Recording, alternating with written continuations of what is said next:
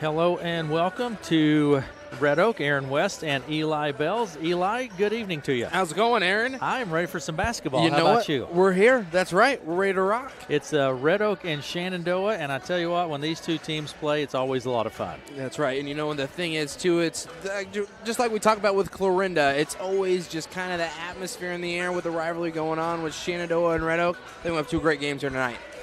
Should be a lot of fun. The Red Oak Tigers is still looking for that first victory on the season. Now Shenandoah 3-1, off to quite a start. I mean, a big win against Harlan, too. That's absolutely a historically good team for girls basketball in Harlan, so that's a great win for Shenandoah. All right, again, here people have plenty of time. Their clocks, let me just tell you, in fact, in junior varsity action, just wrapping up a few minutes ago, it was Shenandoah 61, Red Oak 11 in junior varsity play.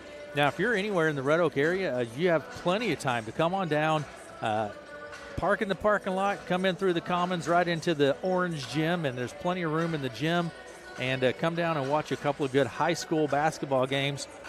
We're going to have the opening tip probably in about 15 minutes from now for the varsity girls play. That's going to be followed immediately by the varsity boys, and looking for a good contest there. Yeah, you know what, I think on both sides, too, coming off of a like you said, the girls are looking for their first win. The boys coming off a tough loss against Harlan, looking to both rebound from both of those games, and we'll see what happens here tonight. All right, let's take a quick break, Eli. We'll come back and talk a little bit about the games here this evening, and we'll be right back after these messages. There's nothing better than great customer service and experienced employees. That's what you'll find at CarQuest Johnson Auto Parts in Red Oak. With a large inventory and competitive pricing, CarQuest Johnson Auto Parts will be sure to have the car or heavy-duty truck parts and accessories you are looking for, and can also offer helpful advice on installation. For all your car, heavy-duty truck, or semi-part needs, you'll find it at CarQuest Johnson Auto Parts, 303 North Broadway, or call 623-49.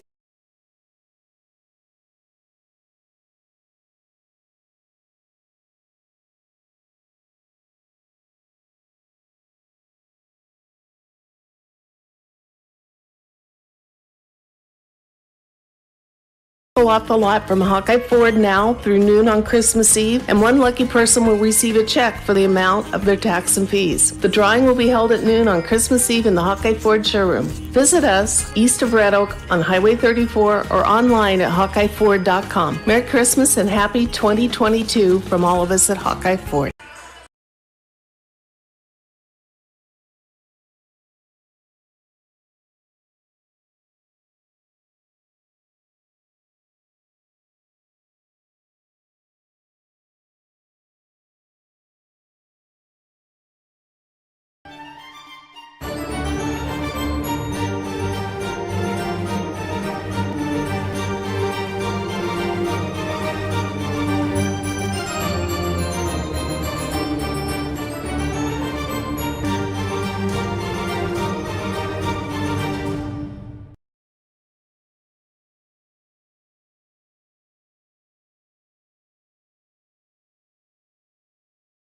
Sunshine, my only sunshine.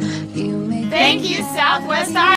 Thank you, Southwest Iowa, for voting KCSI the best local radio station. We are so thankful for our amazing listeners and the chance to serve all of our clients. We truly appreciate you voting us the best radio station in Southwest Iowa. Thank you, Southwest Iowa. Sunshine, you make me happy when sky. Thanks to our sponsors, and stop down to Pizza Ranch and have a pizza, have some chicken, go through the salad bar, whatever you need to do there. I mean, I tell you what, that sounds pretty good, Eli. The best buffalo chicken pizza I can ever get, so right. That sounds great right now. Absolutely, it does. All right, Eli, we want to mention that if you're listening live, thank you for doing that on KCSI. Go to our website, kcsifm.com. You can click the Listen Live tab and listen there. Go to or download the app. Go to your favorite app store, download that app. You can listen from wherever. With that, all you need is cell service, and you're good to go. That's all right. Or go to our YouTube page. Now, we're streaming now. Yep, we're up and live, and we're running. Yep, so if you go to YouTube, search for KCSI Radio while you're there. Make sure you hit that subscribe button there. We sure appreciate it, and you can watch it with us here this evening. Let's talk a little bit about the game here this evening. Again, the Red Oak Tigers and the Shenandoah Phillies will be up first here for us. Eli, let's look at the team stats, if we can, for the Shenandoah Phillies. Yeah, we'll come in here, like you said, 3-1 so far in this season. Points scored per game, we have 45.5. Points against, 42.5. Point differential at 3. Field goal percentage on the year, 37.7. 3-point percentage, 25.5. Free throw percentage, 46.7. Offensive rebounds a game, 9.5. Defensive rebounds per game, 23.5. And then we'll have assists per games at 10.5. Steals, 11.8. And turnovers at 22.5 per game for Shenandoah. All right. Individual statistics, what do you have there that you can tell us about? Yeah, for individual tonight, it's just kind of well-rounded scoring here. Nobody really just kind of sticks out, which is great for a team, especially right now, showing 3-1 so far in the season. You have Lene Green, a freshman, who leads the Shenandoah Phillies, shooting 50% from the field and 7 points per game. And they have Ava Wolf, a senior, 6.5 points per game, shooting 37% from the field. And Allie Eveland at 57.9% from the field and 6.3 points per game. And Macy Finlay, a sophomore, shooting 36% from the field and 6 points per game so far here on the season. All right, that's a look at kind of where we're at. Season is still very young at this point for sure, so early in the season. We'll take a break and we'll come back and look at the statistics for the Red Oak Tigers after these messages.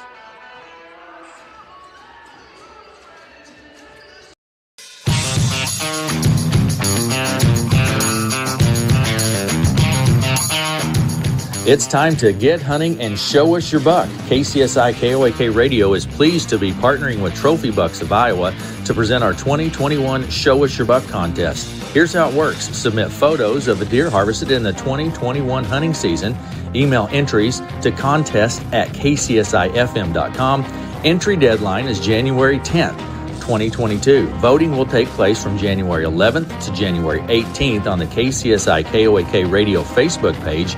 The photo with the most likes will be declared the 2021 Show Us Your Buck winner. The winner will be announced on January 19th, so get hunting and show us your buck. Email entries to contest@kcsifm.com. That's contest@kcsifm.com.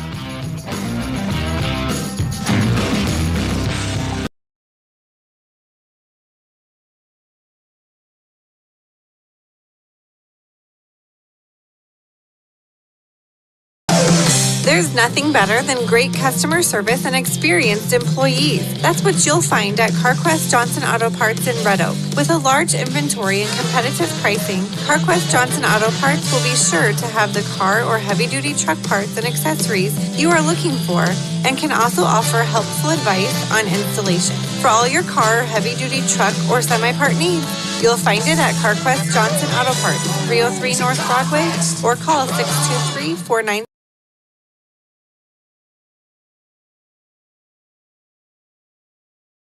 Hi, this is Joe from Hawkeye Ford in Red Oak. We are saying thank you to our customers this holiday season by giving someone back the amount they pay in tax and license fees. Purchase any vehicle off the lot from Hawkeye Ford now through noon on Christmas Eve, and one lucky person will receive a check for the amount of their tax and fees. The drawing will be held at noon on Christmas Eve in the Hawkeye Ford showroom. Visit us east of Red Oak on Highway 34 or online at HawkeyeFord.com. Merry Christmas and happy 2022 from all of us at Hawkeye Ford.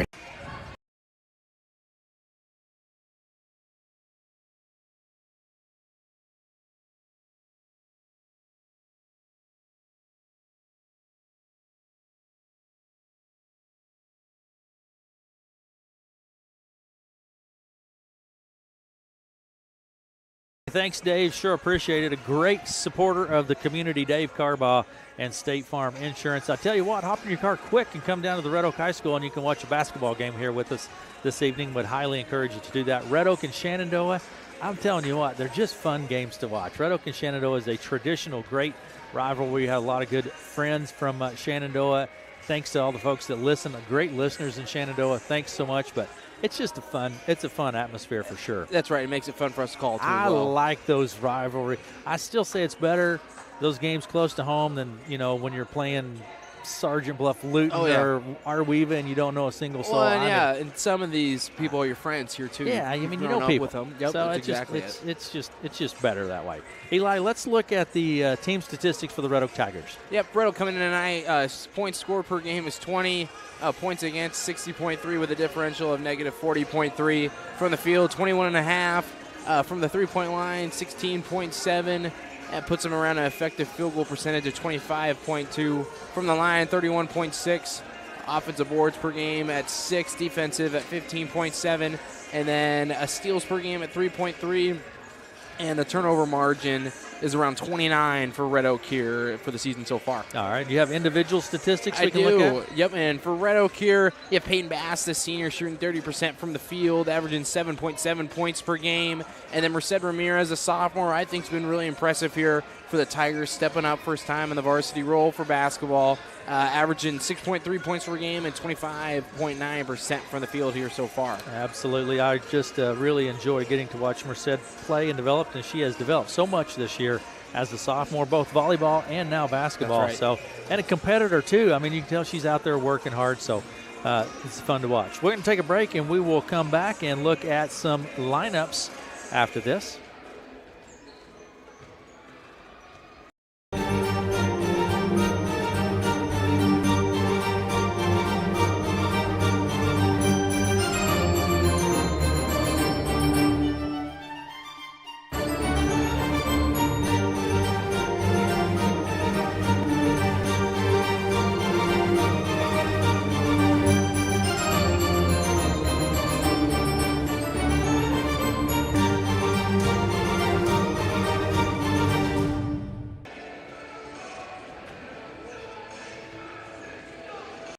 Sunshine, my only sunshine.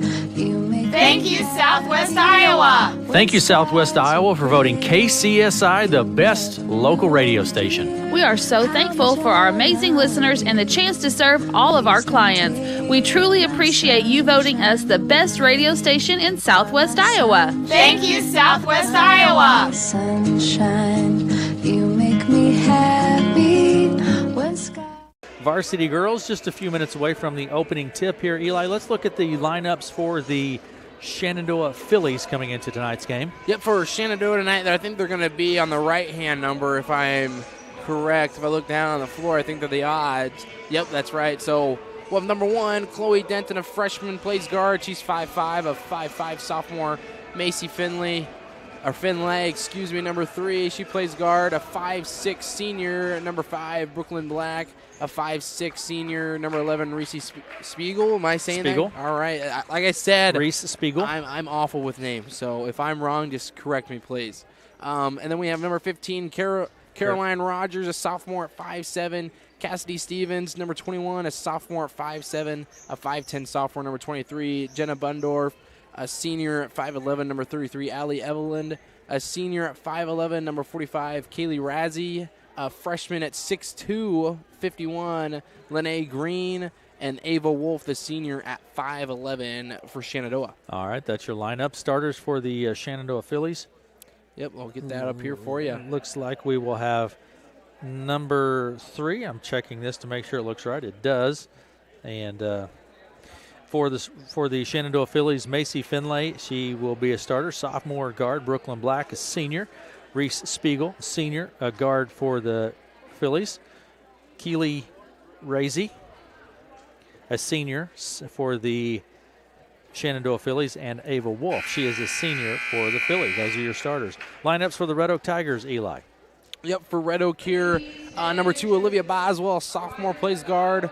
Guard, number 4, Merced Ramirez. She's a sophomore. Junior, number 10, Maddie Doyle. Junior, number 12, Lena DeVries. Sophomore, number 14, Grace Wingfield. Senior, number 20, Peyton Bass. Senior, number 22, Lennon O'Neill. Sophomore, number 24, Kaden Wingfield. Sophomore, number 30, Haley Rydberg. Freshman, number 32, Jade Larson.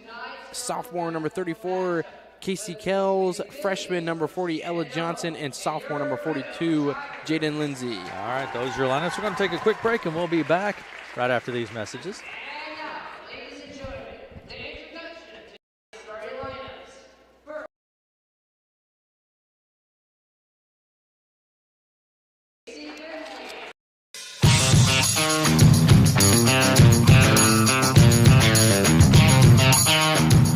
It's time to get hunting and show us your buck. KCSI KOAK Radio is pleased to be partnering with Trophy Bucks of Iowa to present our 2021 Show Us Your Buck contest. Here's how it works. Submit photos of a deer harvested in the 2021 hunting season.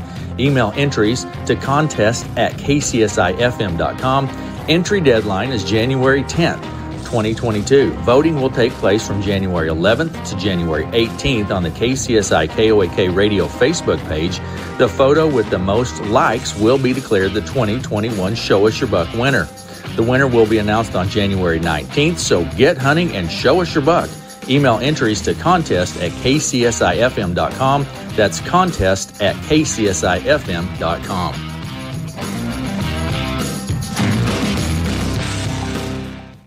Red Oak starters for the Red Oak Tigers: Olivia Boswell, a sophomore guard; Merced Ramirez, a sophomore; Lainey DeVries, a junior; Peyton Bass, the senior; and Lennon O'Neill, starters for the Red Oak Tigers.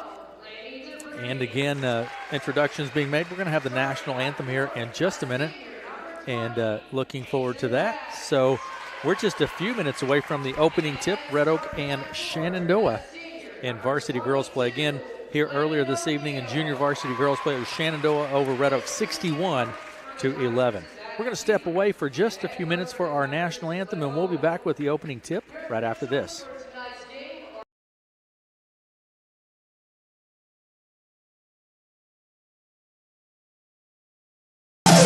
There's nothing better than great customer service and experienced employees. That's what you'll find at CarQuest Johnson Auto Parts in Red Oak. With a large inventory and competitive pricing, CarQuest Johnson Auto Parts will be sure to have the car or heavy-duty truck parts and accessories you are looking for, and can also offer helpful advice on installation. For all your car, heavy-duty truck, or semi-part needs, you'll find it at CarQuest Johnson Auto Parts, 303 North Broadway, or call 623-4964.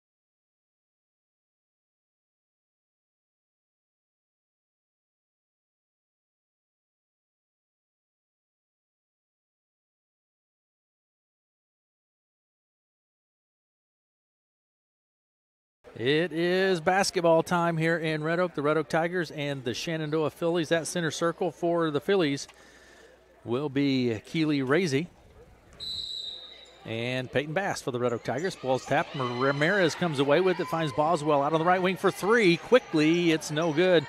It will go out of play, and the Phillies have the ball. That was a pretty quick shot right there, I tell you. Maybe Red Oak wanted to try to set the pace. Get after it right away. Black will take it left to right across the timeline. Brooklyn Black over to the right side to Spiegel. Dumps it down inside to Razy. She puts it up. No good. Reeps bounds tapped out of play. I think that's going to be a key thing for Shenandoah here tonight, too, is the height differential. When you have two people almost, one above 6 foot and one just near 6 foot, that's what they want to come down low like that.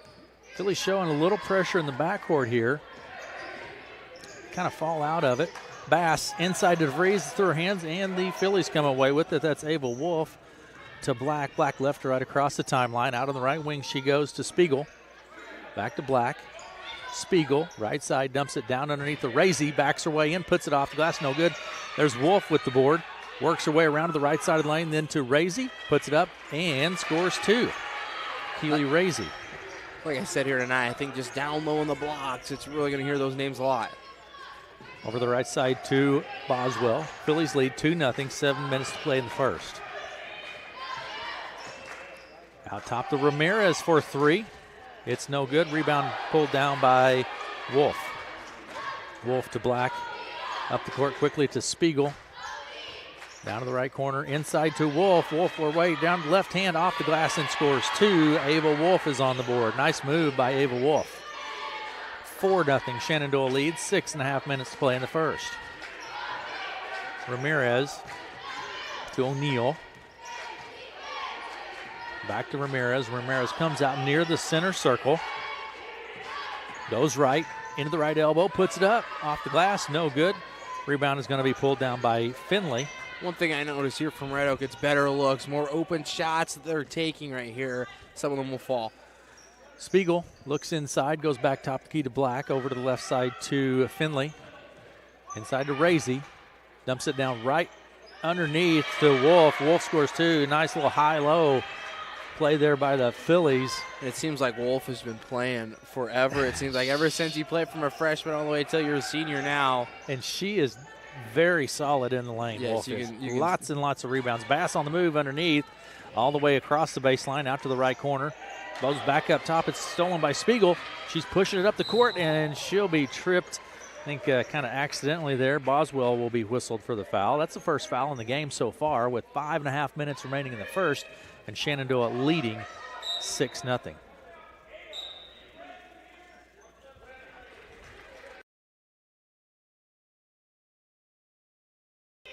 Allie Eveland checks into the ball game, and Razy takes a seat right underneath the Wolf. She puts it up off the glass. There's Eveland with the board. No good. Gets her own board, kicks it out on the right side now to Finley. Skips it across to Spiegel. Top the key to Black. Right side to Finley. Into the high post it goes to Wolf. Backs her way, spins her way up off the glass. Boy, nice move by Ava Wolf. Yes. Wolf's just controlling her body well, too. Just coming in and out of the lane. It's impressive. She's controlling the lane right at the moment. 8-0. Shenandoah leads with 5 minutes to play in the first half. We're going to have a foul on the play. Ramirez will go to the line for 2. I think that was on Wolf. And that foul is on Wolf. That's our first personal. Ramirez will go to the line for a 2-shot opportunity here. Merced Ramirez. 8-0. Shenandoah leads. 8-1. Ramirez's first shot is up. It's good. You take out one 6-footer, you just put another in. That's the way that works. That's the way that works. That's awesome. Ramirez at the line. 5:09 to play in the first. 8-1. Shenandoah with the lead. Second shot from Ramirez. Short off the front of the rim. It's no good. But rebound pulled down by the Phillies. Out on the right wing it goes now to Burdorf. Top the key to Stevens. Works her way down right, down underneath to Evelyn. Turns, dumps it off on the left side of the lane to Green. We're going to have a 3-second violation on the Phillies. Tigers ball. You know, I think they may look at that a little deeper in here tonight just because of how long they're staying in lanes, and we're going to have a timeout here. We are going to have a timeout on the court. 4:53 to play in the first. 8-1. Shenandoah leads. We'll be back after.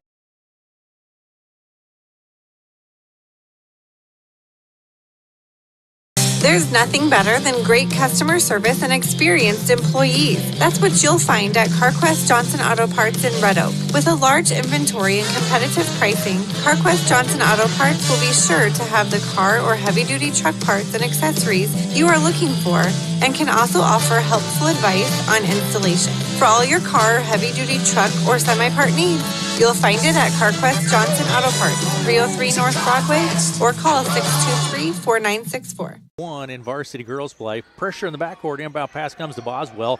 She takes it right across the timeline, far side of the court. Tries to go to the other side. A little miscommunication, and coming away with it will be Rogers for the layup and 1. Caroline Rogers. Great and 1 there from Rogers. Just goes in the lane, uses control, just finishes hard at the hoop. Like you said, gets the and 1. Boswell gets whistled for the foul. That's her second personal foul, and it's going to send Rogers to the line. Shot short off the front of the rim, no good. Rebound pulled down by the Phillies. We're going to have a foul.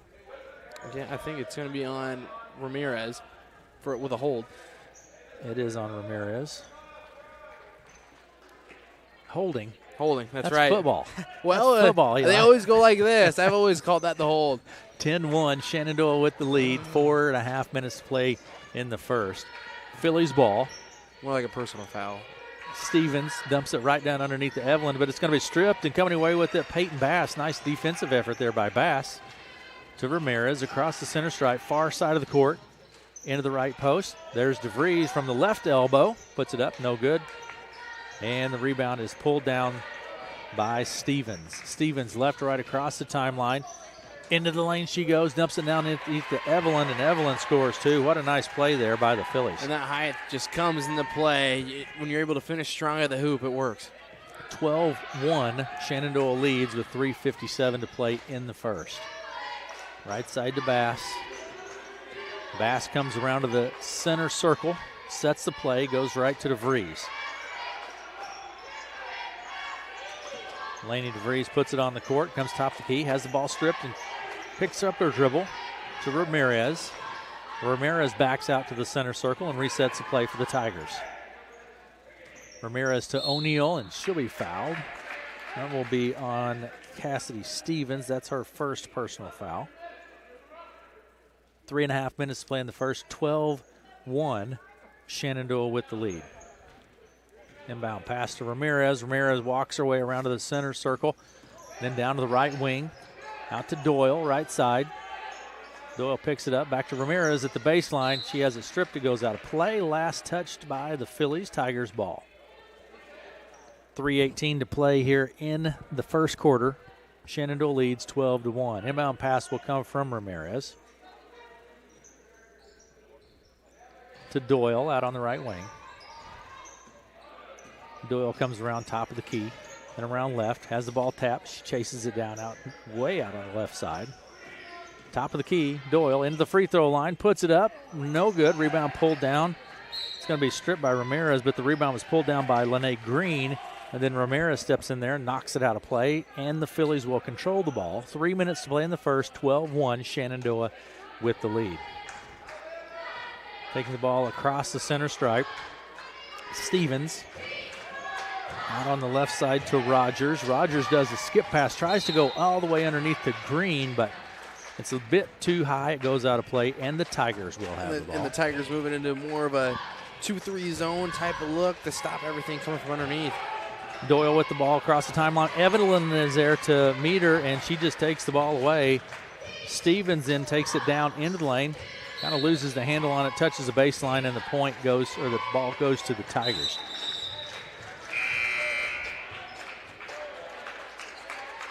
Tell you what, Shenandoah's wholesaling 5 for 5 here. Got a full court substitution. All right. 2:40 to play in the first. Shenandoah leads 12-1. Inbound pass to Doyle. Back to Bass. Shenandoah shows press, but then they just kind of back out of it. And just staying on. Yeah, Bass will be tied up by Black. Alternate possession gives it to the Phillies. Inbound pass will come from Reese Spiegel to Black. Black will take it left to right across the timeline. Out on the right side to Finley. Down to the baseline now to Spiegel. Back top the key to Black. Left side to Finley. Baseline left to Spiegel. Down underneath to Razy. She had it stripped. Wolf just picks it up, puts it in for 2. Nice job by Ava Wolf. And just impressing tonight. Just that same exact layup on each side goes up with it, and she finishes strong. 14-1 here. Yeah, absolutely. Minute 57 to play in the first. And like Eli said, Phillies lead 14-1. Finley with the ball across the timeline. Top of the key to Black. Over to the left side to Spiegel. She puts up the 3. It's no good. Rebound is tapped. Goes out of play. Last touched by the Phillies.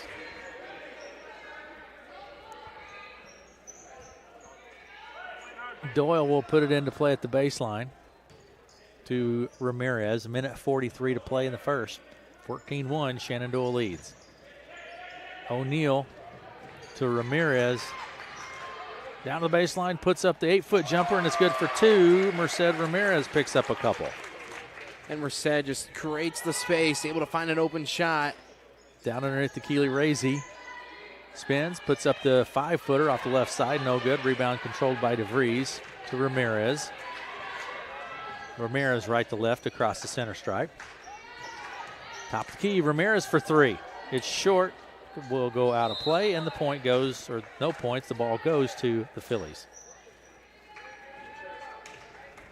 1:07 to play in the first. Black takes the ball left to right across the center stripe. Right side to Finley. There's Spiegel down to the baseline, back to Black near the top of the key, over to the left side to Finley.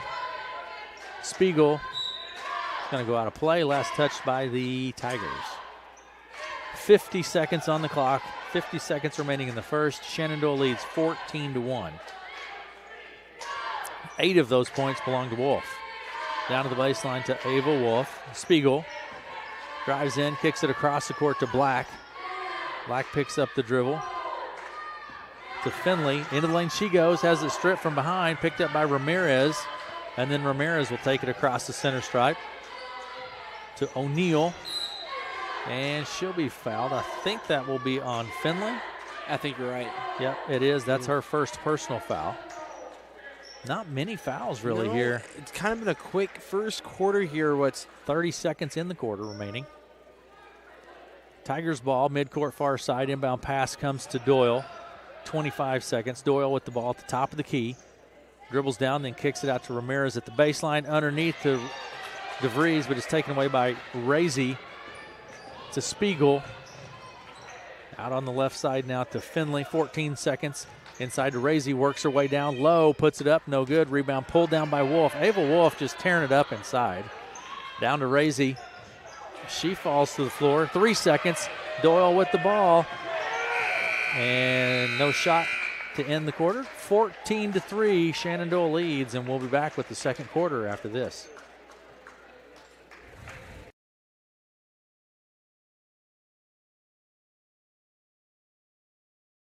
Employees. That's what you'll find at CarQuest Johnson Auto Parts in Red Oak. With a large inventory and competitive pricing, CarQuest Johnson Auto Parts will be sure to have the car or heavy-duty truck parts and accessories you are looking for, and can also offer helpful advice on installation. For all your car, heavy-duty truck, or semi-part needs, you'll find it at CarQuest Johnson Auto Parts, 303 North Broadway, or call 623-4964.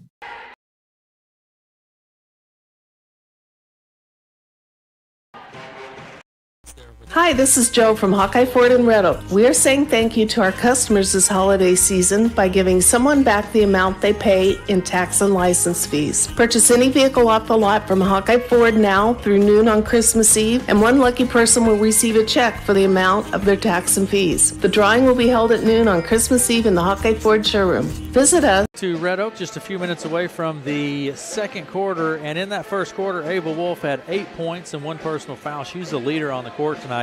14 points put up by the Phillies. The Tigers have put up 3 in that first quarter. Pretty much controlled. The Phillies pretty much controlled that first quarter. Yeah, you know, and Ava Wolf has just been impressive with the height, and I think just what she shows on the court for how long she's been playing varsity here for the Phillies, it's really showing out here, like you said, with that 8-point lead. As we come back, Tigers will have the ball midcourt far side. Inbound pass will come from Bass to Ramirez. Ramirez to the top of the key, works her way around to the right side. Loses the ball, coming away with it will be Finley. Down to Spiegel. Back to Finley for 3. It's no good. Rebounds chased down by Spiegel. She drives the baseline underneath in the blocks, all the way underneath, and gets whistled for the double dribble.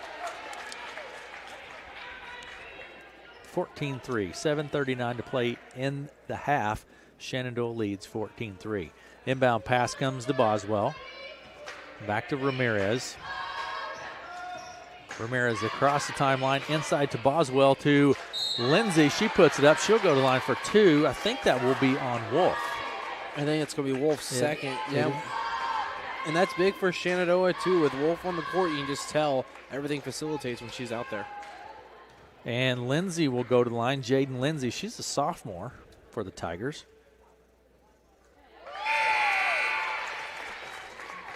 Shot was good by Lindsay. 14-4. First shot from Lindsay is up and good. Second shot from Lindsay is no good. Rebound pulled down by Bass. She backs out behind the arc, resets the play. Wolf takes it away, comes away with it now, and that's Finley. Tries to get it to Spiegel. It's a bit high, goes out of play, and the ball goes to the Tigers. Inbound pass will come from Ramirez to Boswell. Back to Ramirez.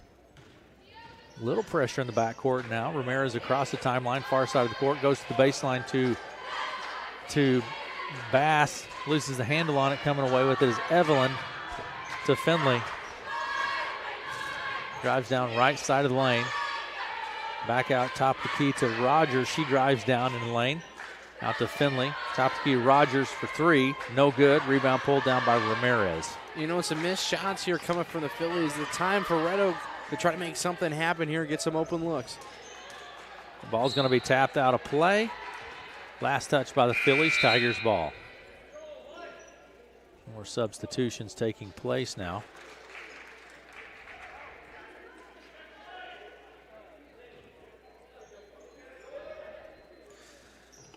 And inbound pass comes from Boswell through the hands of the Tigers. The ball's loose and picked up by Bass ultimately to Boswell. Olivia Boswell down, kicks it out on the right side, but it's going to be tapped, and she'll come away with it again. Boswell to Ramirez. 6:28 to play in the first half. Shenandoah leads 14-4. Out on the left side to Boswell, standing on the three-point line. It's no good. Rebound pulled down by Rogers. Rogers pushes it up the court quickly to the hands of Stevens. Right down, she puts it up, partially blocked. There's Evelyn with the board. She's going to be fouled. That may be on Ramirez. Not exactly sure. It is. Merced Ramirez. That's her second personal foul, and that will send Allie Evelyn to the line. This will be Evelyn's first opportunity from the line. Now, the Phillies have not scored. Check that. They have now. That's the first point that they have scored here in the second quarter. Allie Evelyn at the line. Doyle Tech comes in for the Merced Ramirez. Second shot from Evelyn is up. She gets them both. Coming into the game is Denton, and taking a seat, Evelyn. Pressure in the backcourt here from the Phillies. Inbound pass will come from Bass to Doyle. Back to Bass. She takes it across the center stripe, near the center circle, then works her way around to the right wing behind the arc. Back around top of the key to Boswell. She dribbles down left side of the lane to Doyle. Doyle comes back around the perimeter to the top. 5:53 to play in the half. Doyle with the ball, shoots the long two. It's no good. Kept in play. Nope, stepping on the line is Bass, and the Phillies have the ball. 16-4. 5:47 to play in the half. Phillies lead. Inbound pass from Wolf. From Wolf to Stevens. Out on the right side to Rogers. Top the key now to Denton. She'll take the three and snap the net. Chloe Denton picks up three. That's first 3 to 9. A quick steal then coming right back around. Put up no good. Rebound pulled down by Stevens. She's tied up. We have a jump ball. Jump ball, alternate possession. It will be Phillies ball. It turned the other way before I even saw the ball happen. It's quick. 19-4, Phillies lead. 5:23 to play in the half. Inbound pass comes from Stevens to Wolf, out to Rogers. Back to Stevens. She takes the three from the corner on the right side. No good. Back behind the arc to Denton. Down to the baseline to Burdorf. There's Rogers out to Stevens for three. It's no good. There's Wolf with the board and the putback. Ava Wolf. It's just, she seems to be under every rebound and just putting it right back up. 21-4 lead here for Shenandoah. 4:58 to play in the half. Out on the right side to Bass for three. Baseline right. No good. Wolf pulls down the board. She is cleaning the boards. Yes. Stevens, left to right, out to Rogers on the left wing. Rogers to Stevens, top of the key. Right side to Denton. Denton drives the baseline, puts up the little jumper from about 2 feet out on the right side and scores two. Chloe Denton picks up a couple more. 23-4, Phillies lead. Bass across the center stripe. And now starting to create turnovers. Kind of an errant pass, and then Bass comes flying into the bench trying to create the turnover. Almost took out Coach. She about took out Coach Owens. substitutions taking place here. 4:22 to play in the half, 23-4. Shenandoah with the lead. On the court for the Tigers, Boswell, Doyle, DeVries, Ramirez, and O'Neal. Driving right under the basket and putting up a nice job by Burdorf, pretty much uncontested. That's right, just finds a crease in the lane and nobody ended up being there. 25-4, Shenandoah leads with just over 4 minutes to play in the half. Ramirez out on the right side, a lot of pressure coming from Rogers, gets it to Doyle. Doyle down to the free throw line, spins, kicks it out to DeVries on the right wing. DeVries to Doyle. Doyle out on the right side. Top of the key. I think we're going to have a foul. Had a foul away from the ball. I think that's on O'Neal. That's going to be on O'Neal. Yeah, that's our first personal. That was away from the ball, kind of jockeying for position down in the lane and gets whistled. Cassidy Stevens takes it across the center stripe. Out to Denton for three. Nope, no good. Rebound pulled down by Green, but we have a jump ball on the play. No, keep it with Red Oak. Alternate possession. Yep, Red Oak will maintain possession of the ball. 3.5 minutes to play in the first half. It's 25-4. Shenandoah with the lead. Inbound pass comes to Ramirez. Ramirez takes it across the center stripe. Dumps it down underneath the Boswell. A lot of traffic there. Kind of loose. O'Neal picks it up. Gets it to Boswell. Then to DeVries, left side. Back to Boswell. 3:10 to play in the half. Out to Ramirez, left side. She comes back around the arc. Dumps it to Doyle at the free throw line. Into the lane she goes. Kicks it out to O'Neal. Ramirez down underneath to DeVries. She spins, puts it up. It's blocked by Green. Green comes away with it. Green to Rogers. Rogers back to top of the key to Stevens. Works her way into the lane. Right side, puts it up. It's no good. Goes out of play. And the Phillies keep it.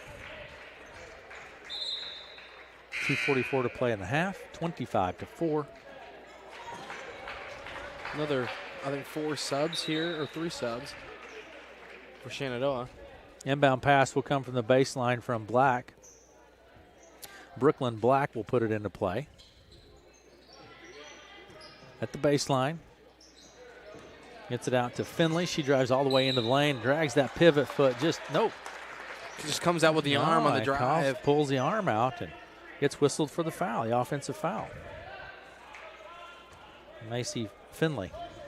25-4. Shenandoah leads. 2:40 to play in the half. Out on the right side to Bass. Peyton Bass with the ball. Out of Ramirez. Ramirez loses the handle on it. It's going to go out of play, and the Phillies gain possession. Inbound pass to Black. Black takes it across the center stripe. Left side to Finley. Back to Black.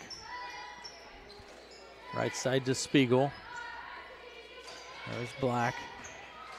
Drives down, kicks it out to Spiegel. Top the key to Finley for 3. Pops out, no good. Boswell with the board. She takes it back right to left across the center stripe. Then comes around top of the key and sets the play for the Tigers. 2 minutes to play in the half. Phillies lead. Doyle with the ball for Red Oak. Out on the right side. Doyle has stolen. Pass is stolen by Black. She takes it down left side, puts it up. No good. Rebound pulled down by Ramirez, but she'll be tied up quickly. That'll keep it with Shannon. Another jump ball. I think it's 4 jump balls we've had so far in the second quarter. Pretty quick with the whistle on those jump balls. And Phillies have the ball with this one. Wolf into the game. Taking a seat will be Burdorf.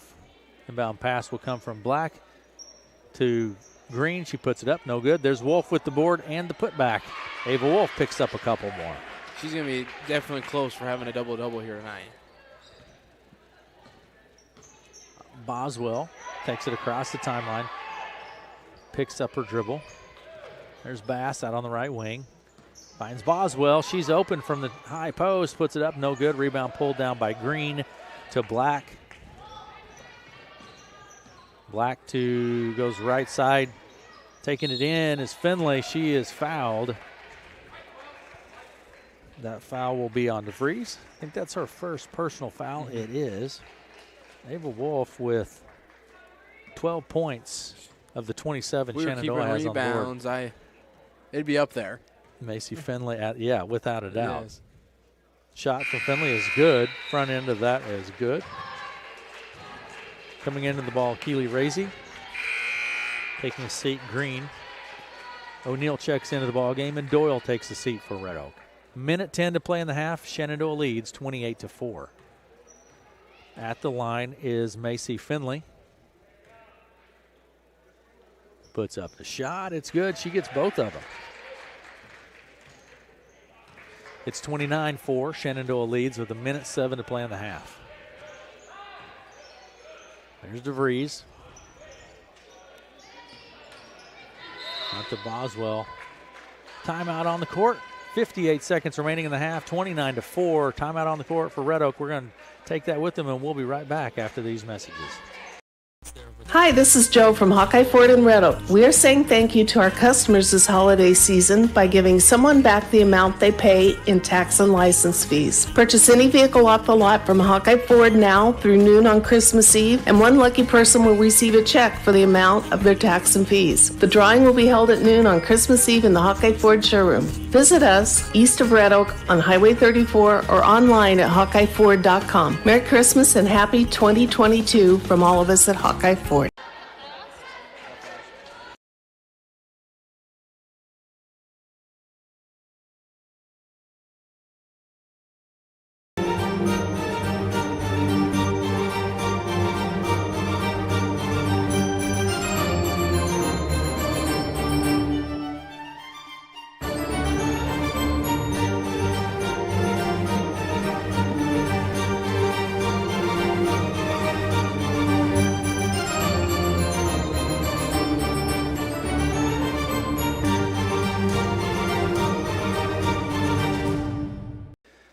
Tigers will have the ball.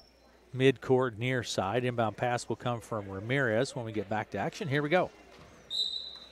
Ramirez puts the ball into play, into the backcourt to Boswell. Boswell takes it across the center stripe, out on the right side to O'Neill. There's DeVries. She goes up. Have a traveling call. Ball goes to the Phillies. 50 seconds on the clock. Inbound pass to Black from Wolf.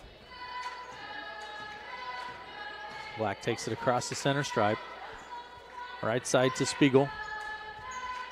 Back to Finley, top of the key. Spiegel in the corner, right side for three. It's no good. There's Wolf with the board. And the putback, no good. She fouls it, trying to get the rebound. That's going to be three on Wolf.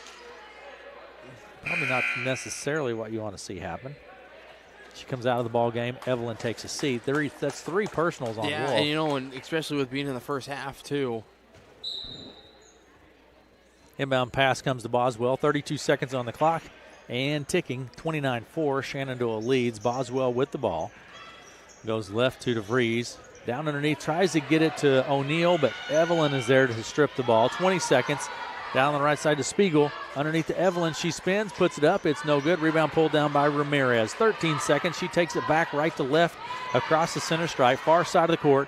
Out to DeVries from the left elbow. It's no good. Rebound pulled down by Razy. 2 seconds. Black puts it up.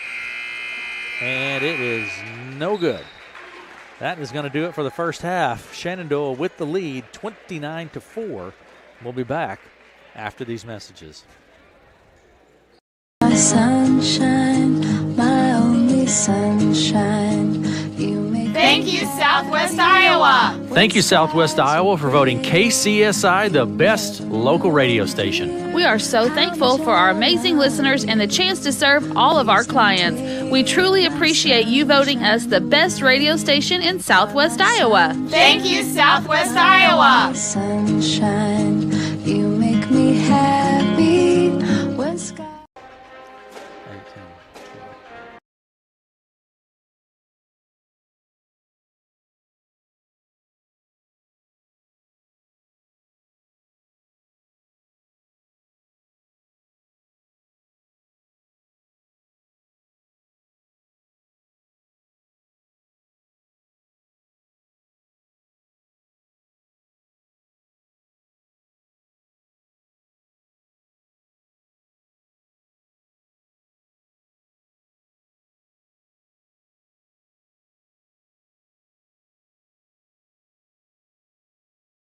Radio Facebook page.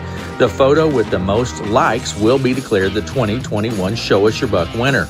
The winner will be announced on January 19th, so get hunting and show us your buck. Email entries to contest@kcsifm.com. That's contest@kcsifm.com.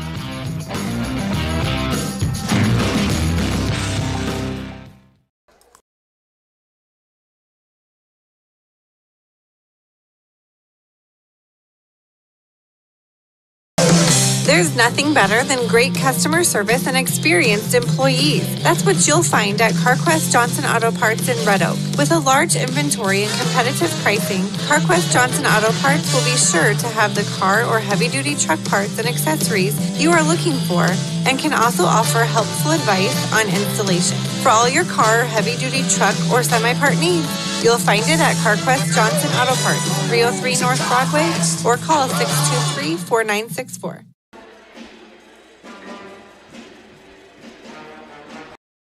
Hi, this is Joe from Hawkeye Ford in Red Oak. We are saying thank you to our customers this holiday season by giving someone back the amount they pay in tax and license fees. Purchase any vehicle off the lot from Hawkeye Ford now through noon on Christmas Eve, and one lucky person will receive a check for the amount of their tax and fees. The drawing will be held at noon on Christmas Eve in the Hawkeye Ford showroom. Visit us east of Red Oak on Highway 34 or online at hawkeyeford.com. Merry Christmas and happy 2022 from all of us at Hawkeye Ford.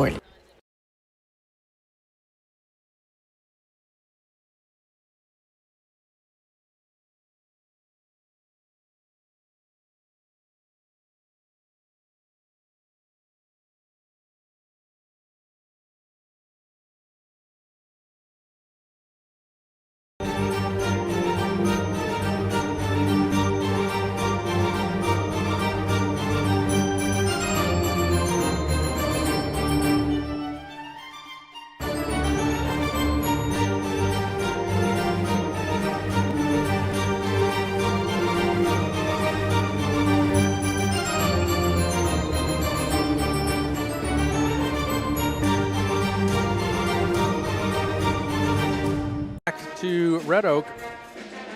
We're at halftime of varsity girls play, and Shenandoah leads 29-4 here at half. Let's take a look at some statistics from this first half. Starting first with the Shenandoah Phillies. Chloe Denton steps into that second quarter, knocks down a 3 and 2. She has 5 points. Macy Finley with 2 points. She's 2 of 2 from the line, 2 personal fouls. Also, Caroline Rogers with 2 points. She's 0 of 1 from the line. Cassidy Stevens has 1 personal foul. Jenna Burdorf with 2 personal fouls. Allie Evelyn, 4 points, 2 of 2 from the line. Keely Razy has 2 points. Ava Wolf, 12 points and 3 personal fouls. That's your leader, in fact, scoring on the night for both teams, but for Shenandoah as well, Ava Wolf with 12 points. For the Red Oak Tigers, Olivia Boswell has 2 personal fouls here in the first half. Merced Ramirez, 3 points. She's 1 of 2 from the line, has 2 personal fouls. Lainey DeVries with 1 personal foul. Lennon O'Neill, 1 personal foul. Jaden Lindsay has 1 point, and she is 1 of 2 from the foul line. 29-4, Shenandoah with the lead. We're at half of varsity girls play, and junior varsity's play just prior to this game was Shenandoah with the victory, 61-11, and junior varsity girls play. Melanie?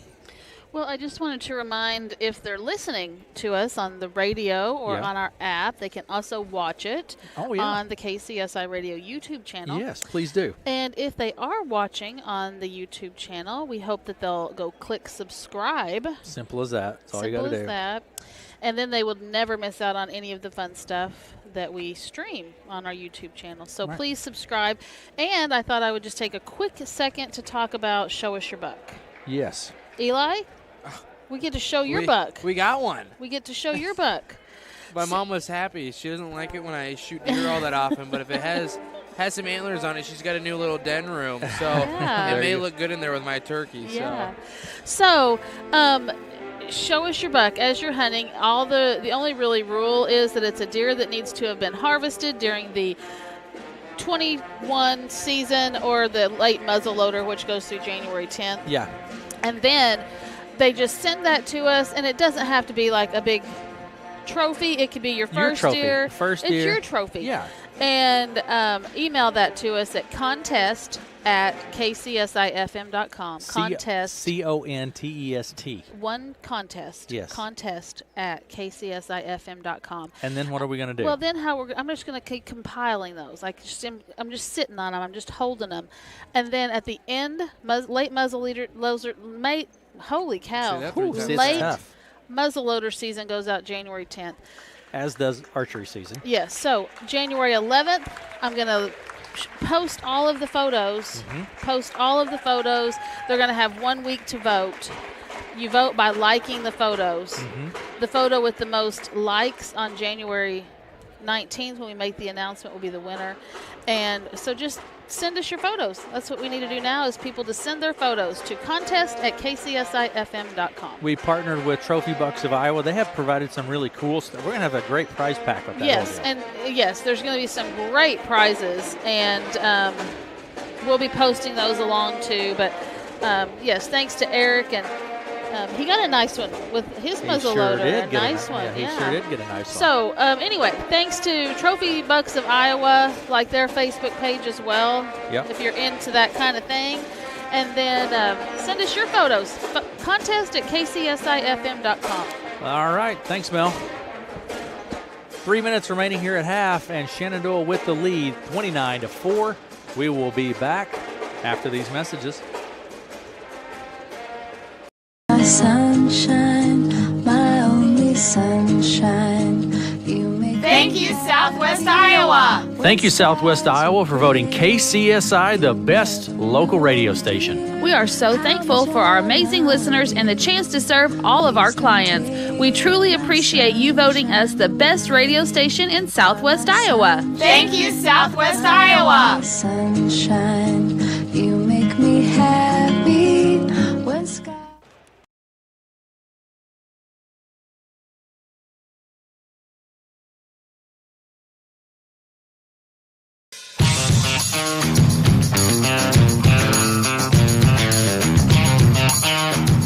It's time to get hunting and show us your buck. KCSI KOAK Radio is pleased to be partnering with Trophy Bucks of Iowa to present our 2021 Show Us Your Buck contest. Here's how it works. Submit photos of the deer harvested in the 2021 hunting season.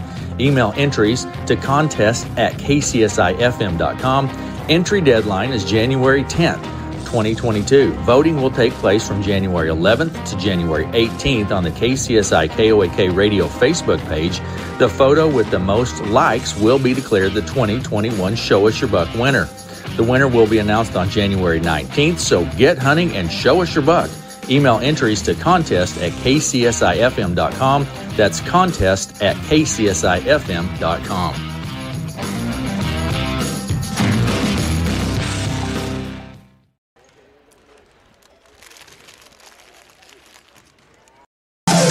There's nothing better than great customer service and experienced employees. That's what you'll find at CarQuest Johnson Auto Parts in Red Oak. With a large inventory and competitive pricing, CarQuest Johnson Auto Parts will be sure to have the car or heavy-duty truck parts and accessories you are looking for, and can also offer helpful advice on installation. For all your car, heavy-duty truck, or semi-part needs, you'll find it at CarQuest Johnson Auto Parts, 303 North Broadway, or call 623-4964. Sound fundamental basketball. That's it. I mean, close down the lane, don't make the turnovers, take care of the ball. That's what the Tigers need to do at this point. That's exactly. When the Phillies are doing a great job of taking what's given to them. I mean, when they're getting those second chance opportunities, they're going and they're putting them back in. And like you said on the other side with Red Oak too as well, it's just controlling the ball, hanging on to the ball, set something up, and make sure you're attacking the basket. I think there's still a little too much of dribbling along the perimeter. Got to take your chances of driving into the hoop. Yep. All right, we're just a little bit away, a few minutes away, a few seconds away from the second half here in Red Oak. Thanks for joining us. Again, Shenandoah leads 29-4 as we come back to action here in the second half. Tigers will have the ball. Bass will put it into play mid-court far side for Red Oak. Into the backcourt to Boswell. Boswell takes it across Down to the baseline to Ramirez. She puts it up. It's partially blocked, and coming away with it is Razy. Out on the right side now to Finley. Back top the key to Black. She dribbles down to the right elbow. She's open. It's a back to Finley. Puts up the three off the right side. It's no good. Rebound pulled down by Boswell. Olivia Boswell takes it back left to right, midcourt across the timeline, down to the right wing. Boswell with the ball. Top of the key to Bass. Comes around down to the baseline. Bass with the ball. She's double teamed. Now back to O'Neal. Bass, three, baseline right. It's no good. Rebound pulled down by Razy. Razy to Black. Black takes it down to Finley, down underneath the Wolf. No good. Gets her own board. Puts it back up and in for two. Ava Wolf is on the board. And that's just kind of what we've been talking about all night. She's solid. Wolf is just solid down low in the blocks. 31-4. Shenandoah leads. 6:57 to play in the third. Bass with the ball. Comes around to the top of the key. Around to the right wing. We're going to have a timeout on the court. 6:46 to play in the third. Shenandoah leads 31-4. We'll be back after this. Hi, this is Joe from Hawkeye Ford in Red Oak. We are saying thank you to our customers this holiday season by giving someone back the amount they pay in tax and license fees. Purchase any vehicle off the lot from Hawkeye Ford now through noon on Christmas Eve, and one lucky person will receive a check for the amount of their tax and fees. The drawing will be held at noon on Christmas Eve in the Hawkeye Ford showroom. Visit us east of Red Oak on Highway 34 or online at HawkeyeFord.com. Merry Christmas and happy 2022 from all of us at Hawkeye Ford. Welcome back to Red Oak. 6:45 on the clock in the third quarter. Shenandoah with the lead, 31-4. Shenandoah has pretty much controlled this basketball game this evening.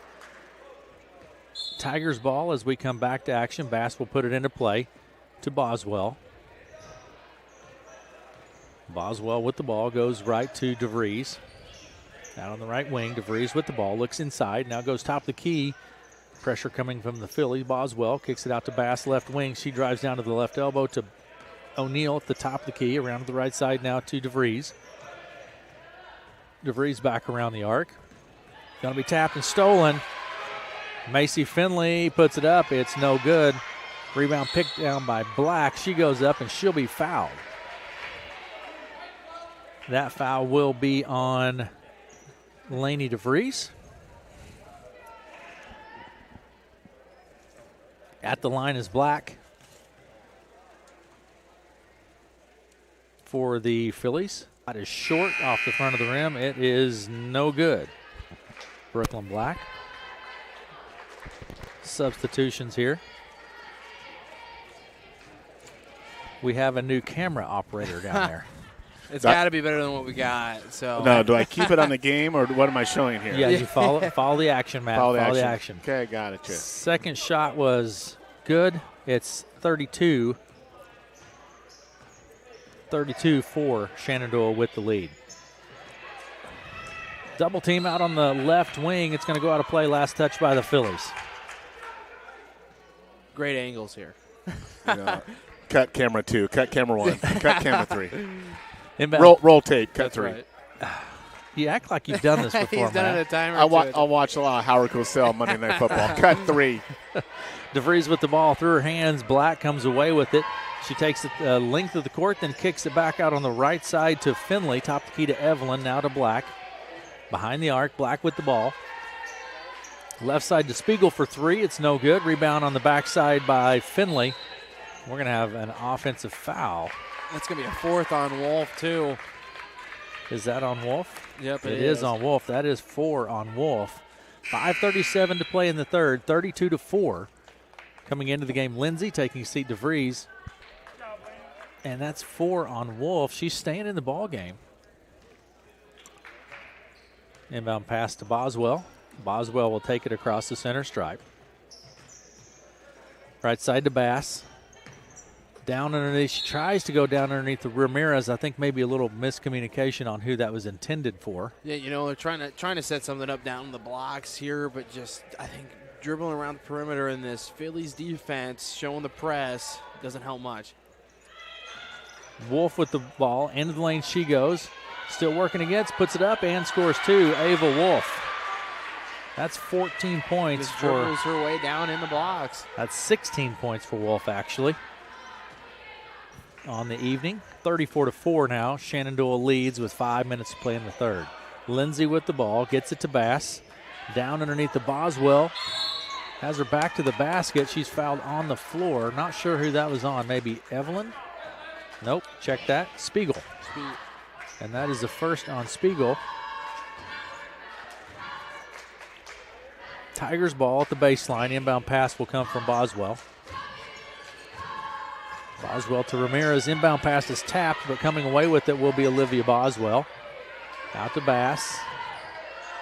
Top the key to Boswell. She looks at the three. Pressure from the Phillies. Out to Bass. 4:40 to play in the third. Ramirez now near the center circle. Looks inside, sets a play, goes right to Lindsay. Lindsay back around the arc. Out on the right side to Boswell. Boswell into the blocks up, puts it up, no good. It's going to be tapped out of play. Last touch by the Tigers, and the Phillies have the ball. 4:24 to play in the third. Wolf will put it into play. Wolf playing with 4 personal fouls now. Inbound pass comes to Stevens. Cassidy Stevens. Right side to Rogers, back to Stevens, top the key. Left side to Burdorf for 3. It's no good.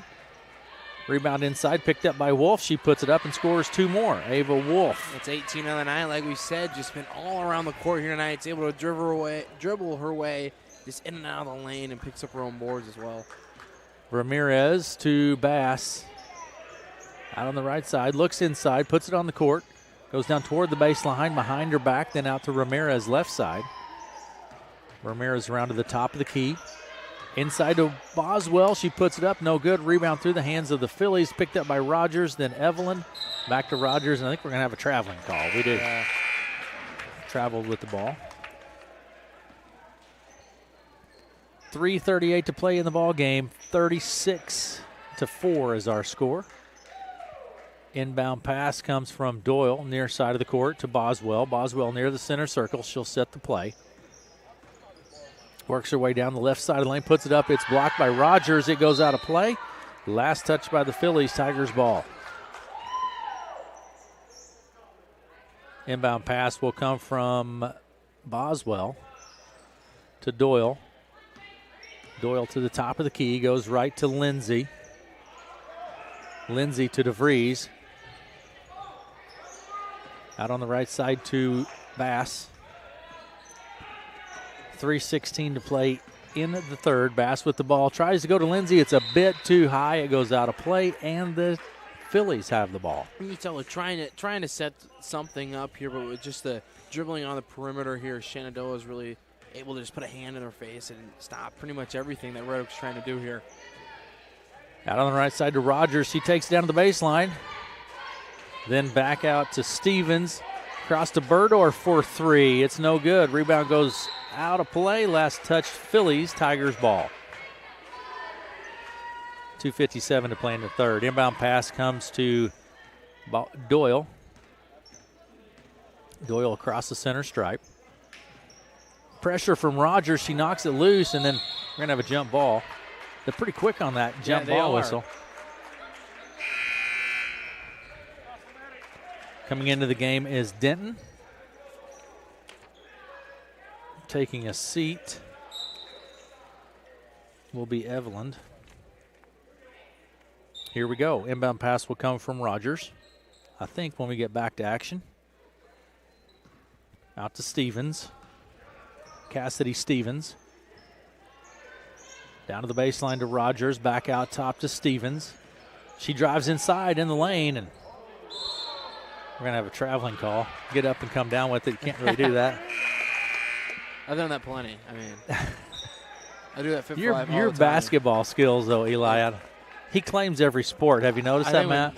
He's a wrestler. I just know when Silas comes back, it's a whole different ball game. You talk about teaching Silas how to play basketball and football, and Isaac how to play rugby. That spoke for itself last year. I mean, I think he led the state in fouls.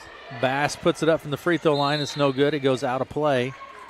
Tigers maintain possession. 2:22 to play in third, 36-4. Shenandoah with the lead. Inbound pass from Boswell. At the baseline to Bass. Dumps it off to Ramirez. She has it off the glass, and it's no good. We're going to have another jump ball. I think my clock's official here, too. I think they forgot to start it for about 10 seconds there. Uh-oh. Are you close? Well, I'm official. But. Kind of like my stats. That's exactly it. Inbound pass will come from Boswell to Lindsay. Back to Boswell. Standing on the three-point line. It's no good. Rebound pulled down by Green.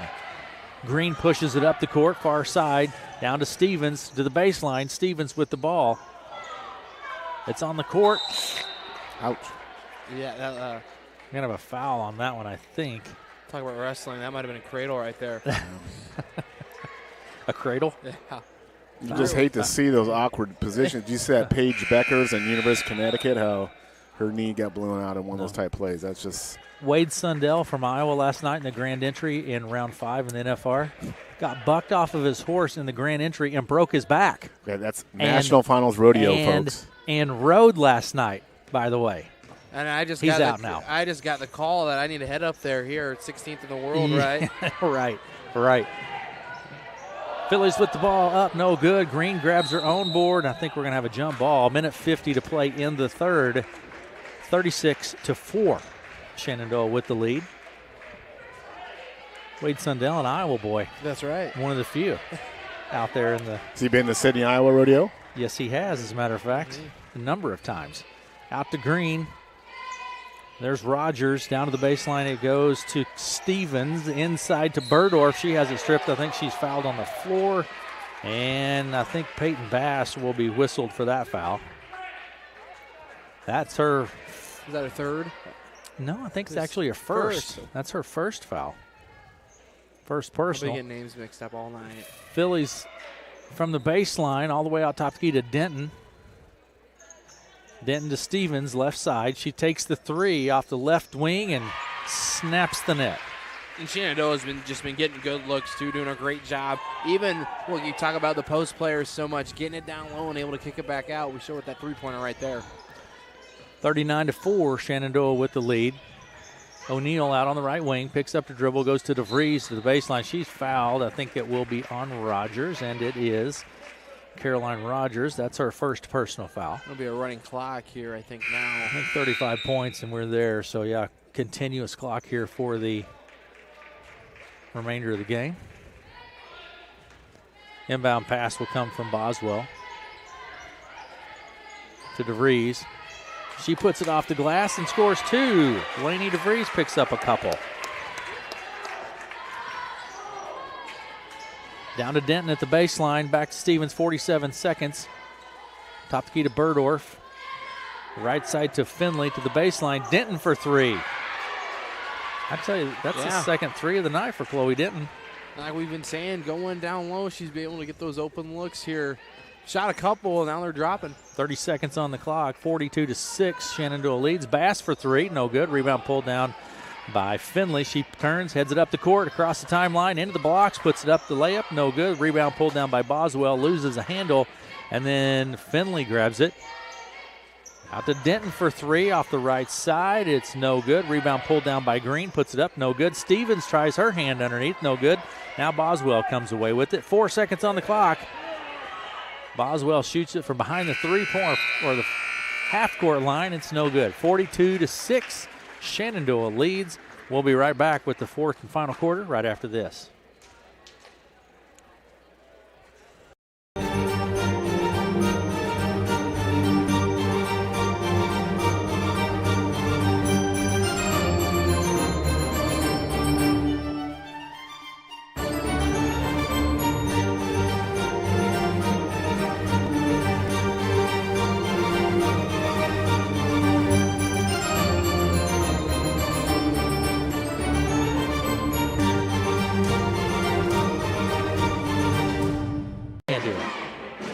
Bring it back.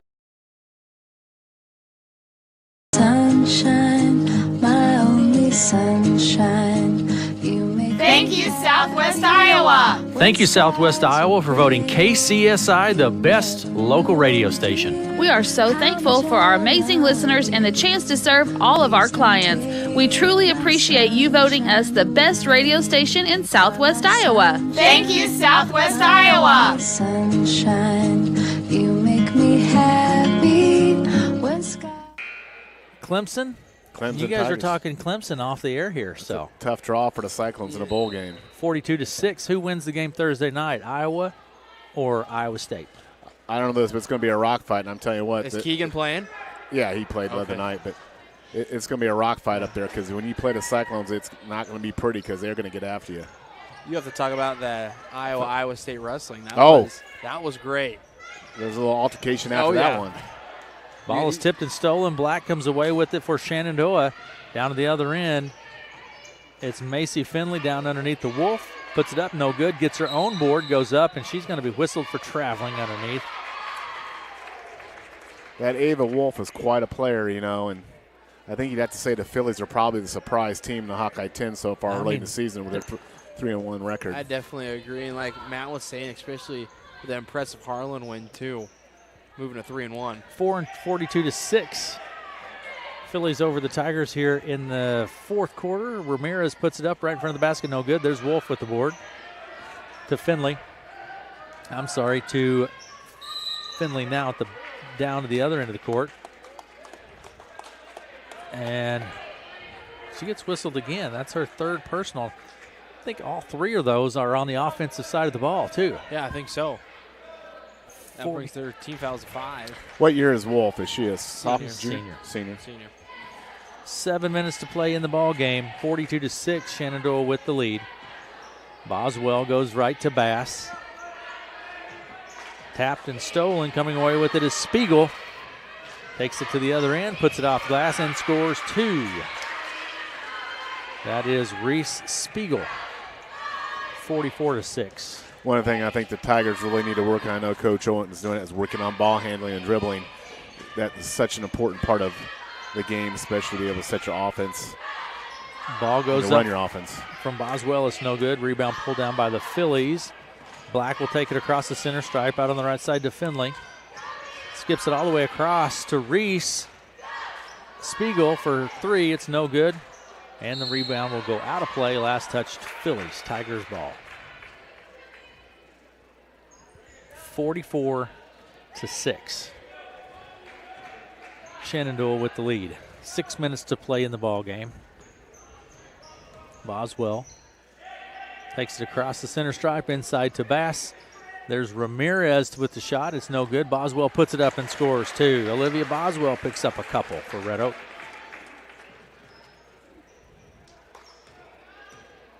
Black out on the right side to Spiegel. Top the key to Black. Left side to Finley. Skips it all the way across to Spiegel. Top the key to Black. She'll take the 3. It's no good. Rebound pulled down by Wolf. Puts it up. No good. Rebound this time by DeVries. DeVries to Ramirez. Ramirez slows it down. Takes it across the center stripe. Near the center circle. Boswell with the ball. And we're going to have a timeout on the court. We're going to take it with them. 5:09 to play in the ball game. Shenandoah leads 44-8, and we will be back after this. My sunshine, my only sunshine. Thank you, Southwest Iowa. Thank you, Southwest Iowa, for voting KCSI the best local radio station. We are so thankful for our amazing listeners and the chance to serve all of our clients. We truly appreciate you voting us the best radio station in Southwest Iowa. Thank you, Southwest Iowa. Sunshine, you make me happy when sky. Yeah,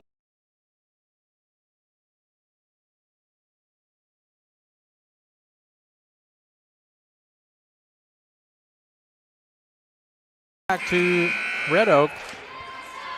Fourth quarter. You guys are talking wrestling over there now. We are. I'm excited to watch, and then we'll watch the Brands Brothers on Big Ten Network when that comes out. Yeah, their documentary. It'll be fascinating. It will be. I got a funny story about that, too, that Actually, my uncle lived with the Brands brothers. Oh my gosh! At camp, and he's got so many stories. We'll have to tell those sometime. We will. Smashing heads into walls and just it's what you see on TV. 5 minutes to play in the ball game. Shenandoah with the lead. Shot from Boswell. It's good for 3. Olivia Boswell hits the 3 ball. It's 47-8. Shenandoah with the lead. 3. Macy Finley says, I can do it too. She puts up the 3. It's good. 47-11. 4.5 minutes to play in the ball game. Ramirez with the ball. Out to DeVries, out on the left side to Boswell for 3. It's no good. Rebound pulled down by Keely Razy. Black to Spiegel underneath the Wolf. Nice ball movement there by the Phillies. Bucket's good. They were just kind of a substitution. Timeout on the court. Oh, there's a bit. We're going to keep it here. 32nd in junior varsity play. Prior to this game, it was Shenandoah 61, Red Oak 11 in junior varsity play. It's pretty much been all Shenandoah in this one as well. Well, we should have a good one boys game. I think looking forward to that one. Yeah, I mean, those two programs hooking up, there'll be a good game there tonight in the nightcap. And there's a lot of good hoops going on in Southwest Iowa night. What other game are you interested in, Matt? Well, I'm thinking, is Stan play East Mills tonight? I don't know. I think they're playing East Mills, I think, tonight. That's one, or maybe it's Friday night, but that's a game I'm looking forward to this week if it's either tonight or Friday night. 49-11, Shenandoah with the lead. 4 minutes and 10 seconds to play in the ball game. Bass into the lane, then kicks it out to O'Neal. O'Neal to Bass behind the arc, right side. Down underneath, it's going to be tapped by Green, picked up by Ramirez, and Merced picks up a couple for Red Oak. It's starting to show just a little bit of life here late, but it's just like I think Matt was saying too, just the ball handling skills here coming for Red Oak. Down underneath, Denton puts it up. It's no good. Rebound pulled down by Evelyn. She will be fouled on the play. And the foul is on Bass. Peyton Bass, that's her second personal foul. We'll still send Allie Evelyn to the line. She is 2 of 2 from the line in tonight's ball game.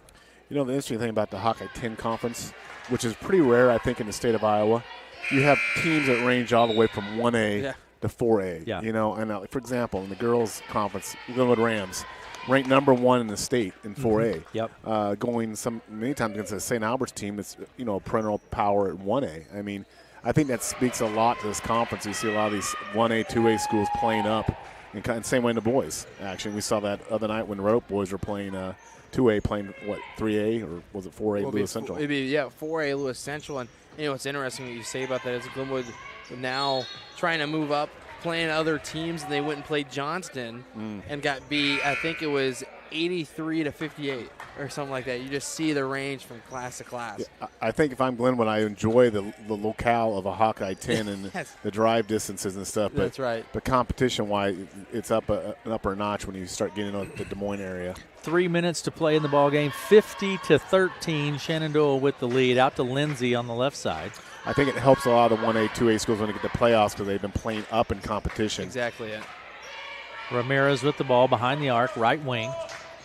It's Lindsay on the move. Green is there to tap it loose, but it goes out of play. Last touched. Shenandoah Tigers ball. Have either of you guys watched a game with the shot clock yet in 5A? Because I think they're doing 5A shot clock this year. Yeah, I've seen I think this winter in Nebraska tournaments as well. If some Iowa teams cross over, they're doing an over winter break. They're going to play with a shot clock. DeVries from the free throw line. It's no good. Rebound pulled down by Burdorf. That's just going to make my job harder, though.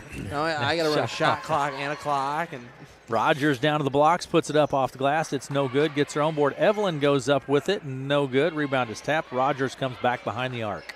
2:11 to play in the ball game. Top the key to Burdorf. Left side it goes to Stevens for 3. It's no good. Rebound Doyle. She pushes it up the court quickly. Maddie Doyle. Down to the baseline. Bass for 3. No good. Goes out of play. Last touch Phillies. Tigers ball. Minute 50 to play in the ball game and a continuous clock.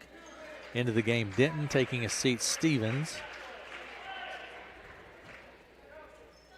Inbound pass will come from Bass to Doyle. Back to Bass, behind the arc, right side. She goes underneath. Green taps it to Burdorf. Burdorf will take it right to left across the timeline. A minute and a half to play in the ballgame. 50-13, Shenandoah leads. Out to Burdorf, baseline left to Denton. She drives in, knocked loose. Bass comes away with it, keeps it in play. Green picks it up. Down the lane she goes, puts it up, no good. Rebound Ramirez. Ramirez then takes it right to left across the timeline, down to Bass. Into the lane, puts up a little one-handed jumper. Burdorf pulls down the board on the backside. Double team from the Tigers. 59 seconds on the clock. There's Denton. She'll take it right to left across the center stripe, down to the right side to Rogers. She drives the baseline off the right side. No good. And the rebound is fought for. Alternate possession, jump ball, alternate possession keeps it with the Phillies, but 39 seconds on the clock and ticking. Phillies ball. Inbound pass will come from Rogers, 30 seconds. Rogers to Denton. Behind the arc, Denton with the ball to Burdorf, 24 seconds. Burdorf comes around the arc, 20 seconds on the clock, top of the key. Out on the left side to Stevens. Stevens works her way into the lane, kicks it out. It's knocked down by Doyle. She takes it, 12 seconds on the clock, and then stolen by Stevens. She travels with the ball. Tigers will have the ball. With the clock ticking, 5 seconds, that may do the game. Inbound pass is put up, and that's going to do it. 50-13 is our final score in varsity girls play.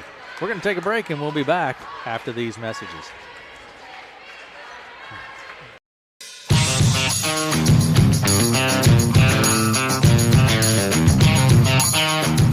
It's time to get hunting and show us your buck. KCSI KOAK Radio is pleased to be partnering with Trophy Bucks of Iowa to present our 2021 Show Us Your Buck contest. Here's how it works. Submit photos of a deer harvested in the 2021 hunting season. Email entries to contest@kcsifm.com. Entry deadline is January 10th. 2022. Voting will take place from January 11th to January 18th on the KCSI KOAK Radio Facebook page. The photo with the most likes will be declared the 2021 Show Us Your Buck winner. The winner will be announced on January 19th, so get hunting and show us your buck. Email entries to contest@kcsifm.com. That's contest@kcsifm.com.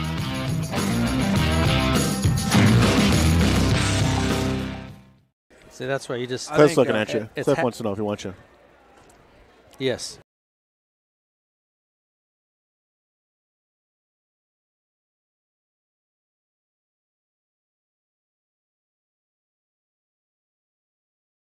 There's nothing better than great customer service and experienced employees. That's what you'll find at CarQuest Johnson Auto Parts in Red Oak. With a large inventory and competitive pricing, CarQuest Johnson Auto Parts will be sure to have the car or heavy-duty truck parts and accessories you are looking for, and can also offer helpful advice on installation. For all your car, heavy-duty truck, or semi-part needs, you'll find it at CarQuest Johnson Auto Parts, 303 North Broadway, or call 623-4964. Chat for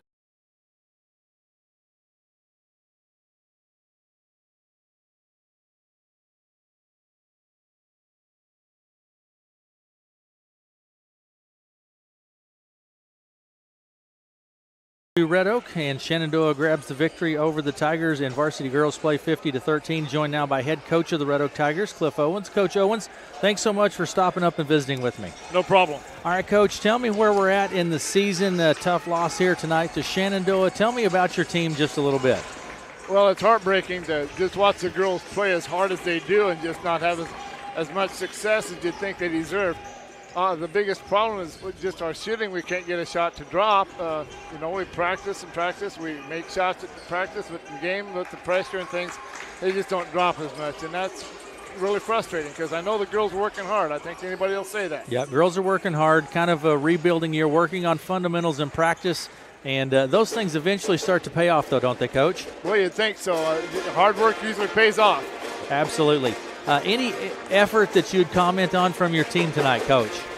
Well, it was really at halftime and the whole game, we were really pleased with our defense. We went with the zone. We felt that their size just made us go zone. and made us beat them from the outside. And they had some excess inside, but we were really happy with our defense. We thought the girls tried as hard as they could and played pretty hard. All right, very good. Coach Owens, anything else that you'd comment on this evening?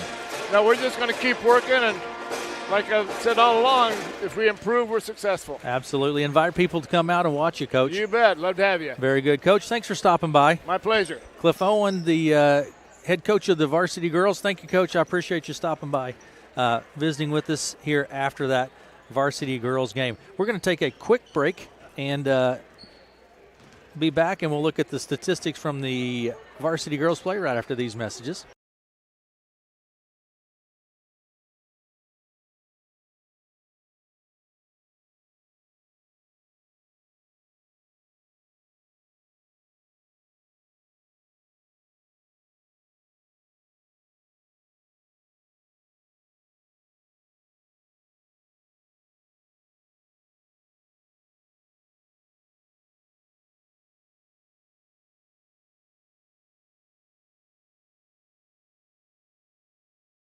And varsity girls play just wrapped. Some statistics for the varsity girls for Shenandoah. Chloe Denton had 8 points in tonight's contest. Macy Finley with 5 points, 2 of 2 from the line. Brooklyn Black had 1 point. She was 1 of 2 from the line. Reese Spiegel with 2 points in tonight's contest. Caroline Rogers, 2 points. She was 0 of 1 from the line. Cassidy Stevens had 3 points in tonight's ball game and 2 personal fouls. Jenna Burdorf with 2 points and 1 personal foul. Allie Evelyn had 5 points. She was 3 of 4 from the line in tonight's ball game.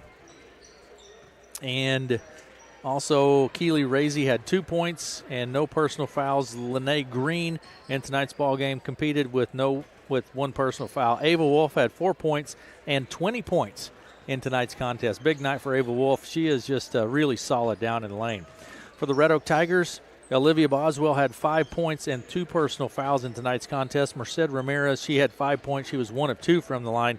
Lainey DeVries, 2 personal fouls and 2 points in tonight's contest. Peyton Bass, 2 personal fouls, and Lennon O'Neill had 1 personal foul. Jaden Lindsay with 1 point. She was 1 of 2 from the foul line. And that gets us to our final. In varsity girls play, it was Shenandoah 50 and Red Oak 13. We're going to take a break, and we'll be back and talk about the upcoming varsity boys play right after these messages. There's nothing better than great customer service and experienced employees. That's what you'll find at CarQuest Johnson Auto Parts in Red Oak. With a large inventory and competitive pricing, CarQuest Johnson Auto Parts will be sure to have the car or heavy-duty truck parts and accessories you are looking for, and can also offer helpful advice on installation. For all your car, heavy-duty truck, or semi-part needs, you'll find it at CarQuest Johnson Auto Parts, 303 North Broadway, or call 6.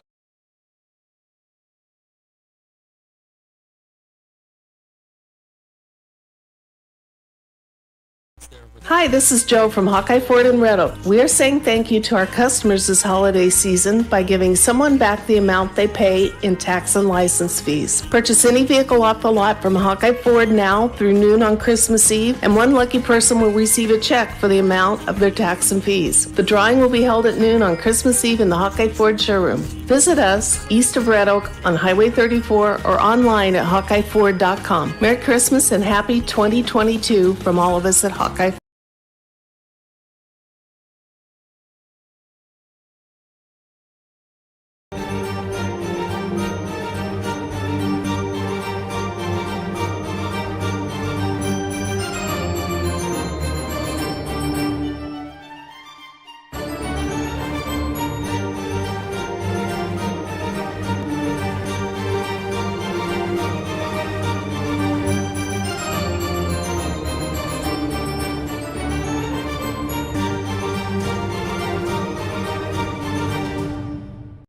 I think Red Oak's 1-1, still a little bit unproven.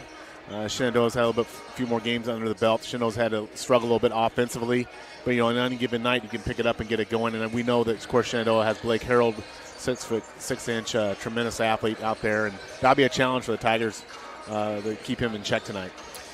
So it should be a fun game. Like you said, when these two teams get together, I still say you can expect some really exciting basketball action here tonight between these two teams. Eli, statistically, what do you see when you have the statistics pulled up? What jumps out at you? Yeah, just for Shenandoah, like we just kind of running down the list. Points scored a game. They have 30 points against at 64 with a point differential of 34. From the field, 26%. From the three, 17.6. From the free throw line, 34.9. Then we have steals per game at 8.7 and turnovers at 24 for Shenandoah. And just kind of those individuals saying, you have Zach Foster, a senior, shooting 30% from the field, averaging 7.3 points per game. And Blake Harold, the junior, averaging 6 points per game. And, like we said, with the rivalry that these two teams have, being so close together, it's just, like Matt was saying, it's just a game that's going to be close usually, and you can pick it up at any time.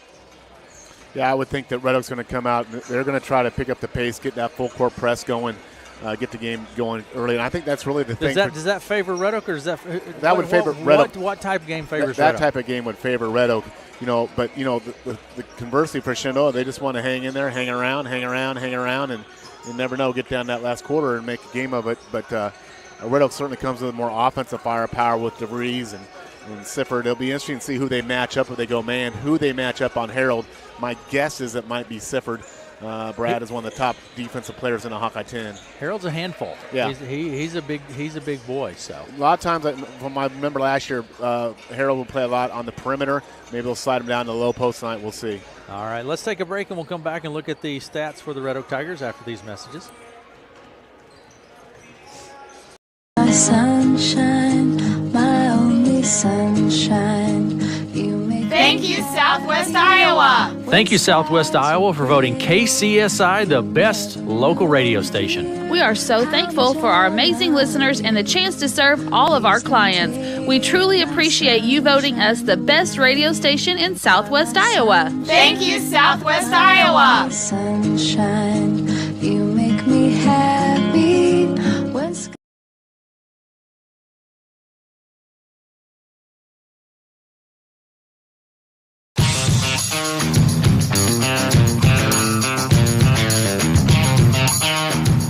It's time to get hunting and show us your buck. KCSI KOAK Radio is pleased to be partnering with Trophy Bucks of Iowa to present our 2021 Show Us Your Buck contest. Here's how it works. Submit photos of a deer harvested in the 2021 hunting season. Email entries to contest@kcsifm.com. Entry deadline is January 10th.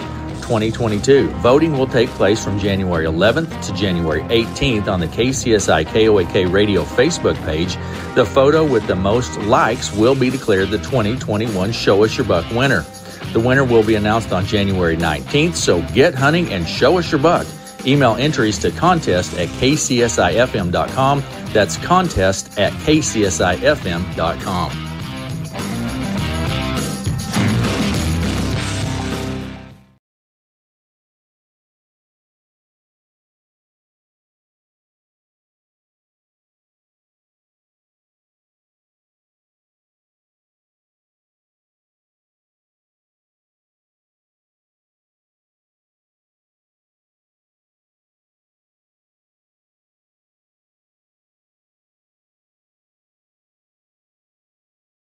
Welcome back to Red Oak. Varsity boys play about 5.5 minutes away. Mostly clear skies tonight and becoming mostly cloudy.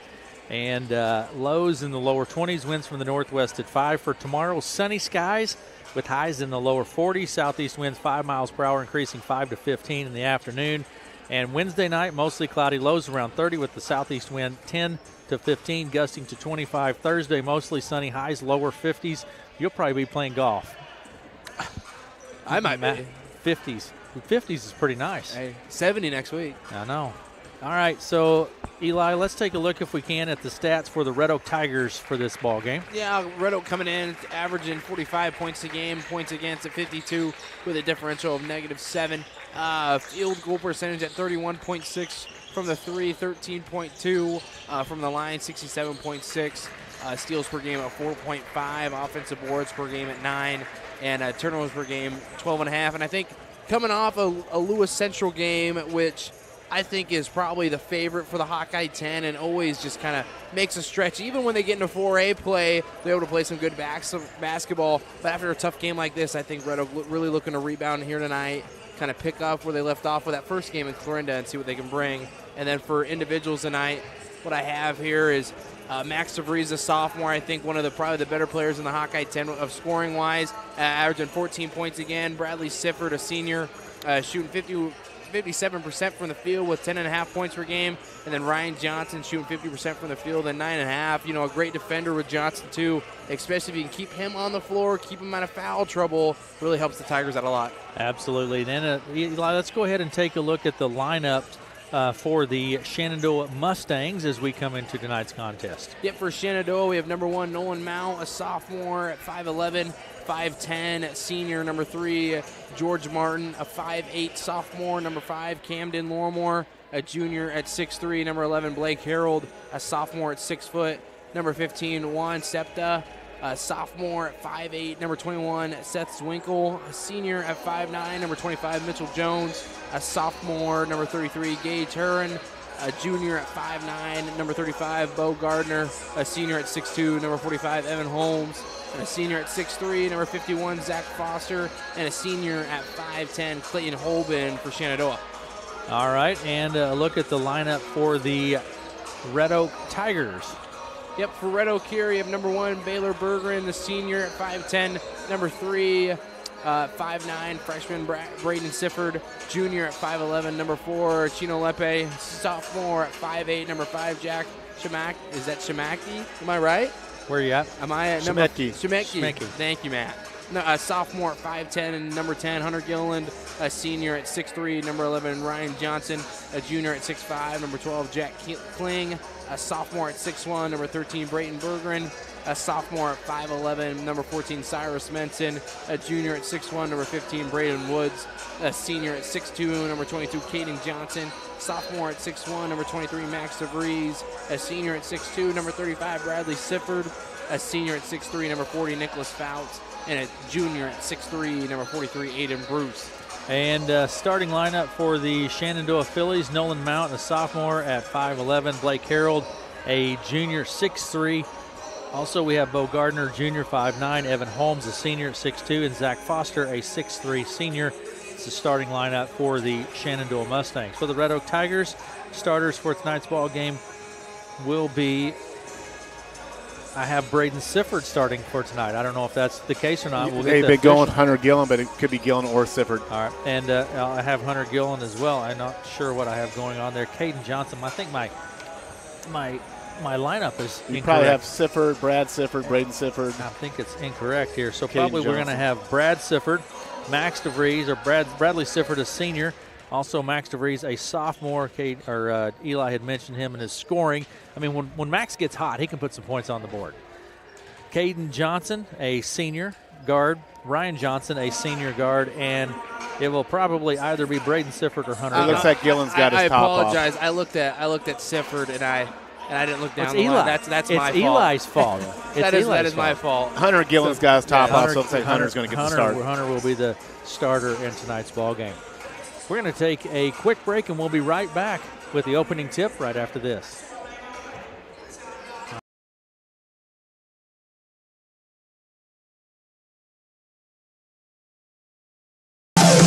There's nothing better than great customer service and experienced employees. That's what you'll find at CarQuest Johnson Auto Parts in Red Oak. With a large inventory and competitive pricing, CarQuest Johnson Auto Parts will be sure to have the car or heavy-duty truck parts and accessories you are looking for, and can also offer helpful advice on installation. For all your car, heavy-duty truck, or semi-part needs, you'll find it at CarQuest Johnson Auto Parts, 303 North Broadway, or call 623-4964.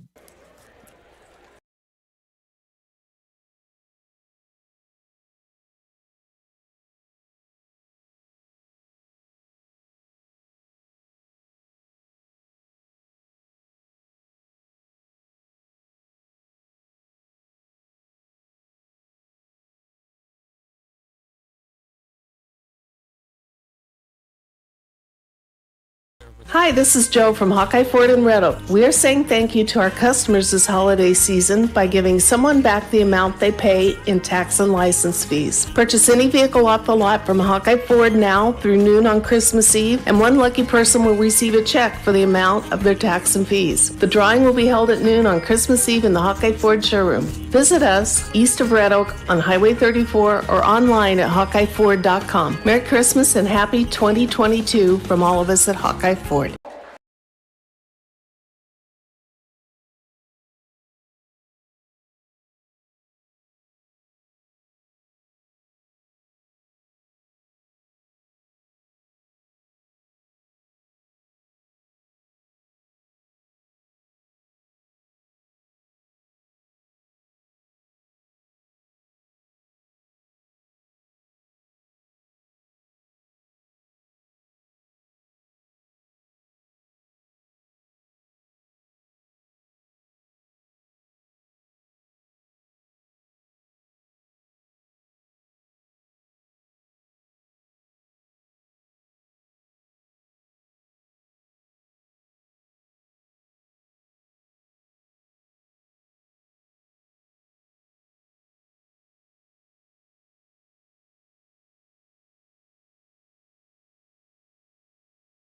In varsity boys play, a quick rundown of what has happened so far this evening here in Red Oak. Starting first in junior varsity girls play, it was Shenandoah over Red Oak 61-11, 61-11 in junior varsity girls play. In varsity girls play, it was Shenandoah over Red Oak 50-13, and it is just almost time for varsity boys play here this evening. Players are on the court. Coaches have said their final words here as we get ready to get into it. Harold at center circle for the Shenandoah Mustangs. For the Red Oak Tigers will be Caden Johnson. Officials are at this table, making sure that we're all set and ready to go. In fact, he's pulling in the coaches here. Not exactly sure what we have going on with this situation. I think it's a score sheet issue with a number of player would be my guess. Talking to Coach Plank and make sure we're all on the same page. Players are on the court. No, I think numbers are not matching up with what's in the scorebook would be my guess. Yeah, because Shenandoah goes with those two numbers. Home and away numbers. Yep. Did you do that when you were in school, Matt? We did. I was 34 at home, 35 on the road. We had the same number. They retired my jersey. I believe it. I think it's sitting in Altus Al's gym right now. I'm surprised you knew it was the Altus Owls. I've had that. I think Ozark Hillbillies. Yeah. That my dad's got a hat now. Uh-huh. They're still down there discussing what the situation is. I think there's going to be a technical for probably a number violation. Tigers will shoot free throws. That's how we started the last game, Matt. Starting the game with a technical for inappropriate number in the scorebook. Max DeVries will go to the line for the Tigers to start the ball game. I've never seen that. Well, Matt and I've seen it twice, two games in a row now. I've seen the dunk. I've seen the dunk. And if it reverts to form, he should make this free throw because he missed the first one Max did last night. Or Friday night. So DeVries at the line for Red Oak to start the ball game. And that means Red Oak will get the ball. Yeah, that's where I was going. So Tigers will get the ball to start then. Second shot is good, so Tigers are on the board. And no time has ticked off the clock. And just like that, Tigers will have the ball midcourt far side. Inbound pass will come from Sifford. I think we're ready to play ball. Sifford puts it into play to Gillen. Gillen goes left to Johnson. Caden Johnson back to Gillen. Right side to DeVries. Down underneath to Caden Johnson, and we had the attempted alley-oop to start, and it's just not quite there. I like the idea, though. Caden's lucky he didn't get a technical for hanging on the rim there. He did a little bit of chin up there. He hung on just a little bit long, and Tigers are on the board 1-0 to start. Inbound pass comes to Ryan Johnson, out to Gillen. There's DeVries in the corner. Into lane is going for the jump stop, has it knocked loose. Coming away with the ball is Gardner to Mount. Down to the right side it goes to Foster. Foster around the arc. Gardner, top of the key. There's Harold, comes back around the arc, top of the key. Mount out to Gardner. Behind the arc, Foster with the ball now. Kicks it out baseline left to Harold. Harold around the arc. All this taking place behind the three-point line. From the free throw line, now Harold pulls up. It's no good. Rebound to Gillen. Gillen to Johnson. Johnson takes it down, puts it up. It's no good. Rebound pulled down by Holmes. Evan Holmes with the board to Mount. Mount back left to right across the timeline. 6:54 to play in the first. Mustangs with the ball. Right side to Gardner. Pulls up, long jumper off the right side. It's no good. Ryan Johnson gets the board on the backside for Red Oak. Top of the key, out of the right side to DeVries, but almost loses it out of play. There's DeVries, top of the key, left side to Caden Johnson.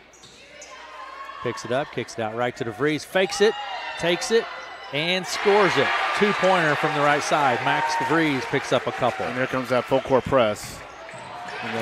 And the Tigers take it away down to the baseline. Baseline left to Sifford. DeVries for three off the right wing. It's no good. Rebound is going to be pulled down by Holmes. And Ryan Johnson will be whistled for the foul on the court. And that's one thing that the press does. It creates early fouling situations defensively. So it's a double-edged sword. You get turnovers, but you also are more likely to foul on that. Holmes will put it into play to Mount. Pressure in the backcourt here. Harold takes it across the center stripe, loses the handle.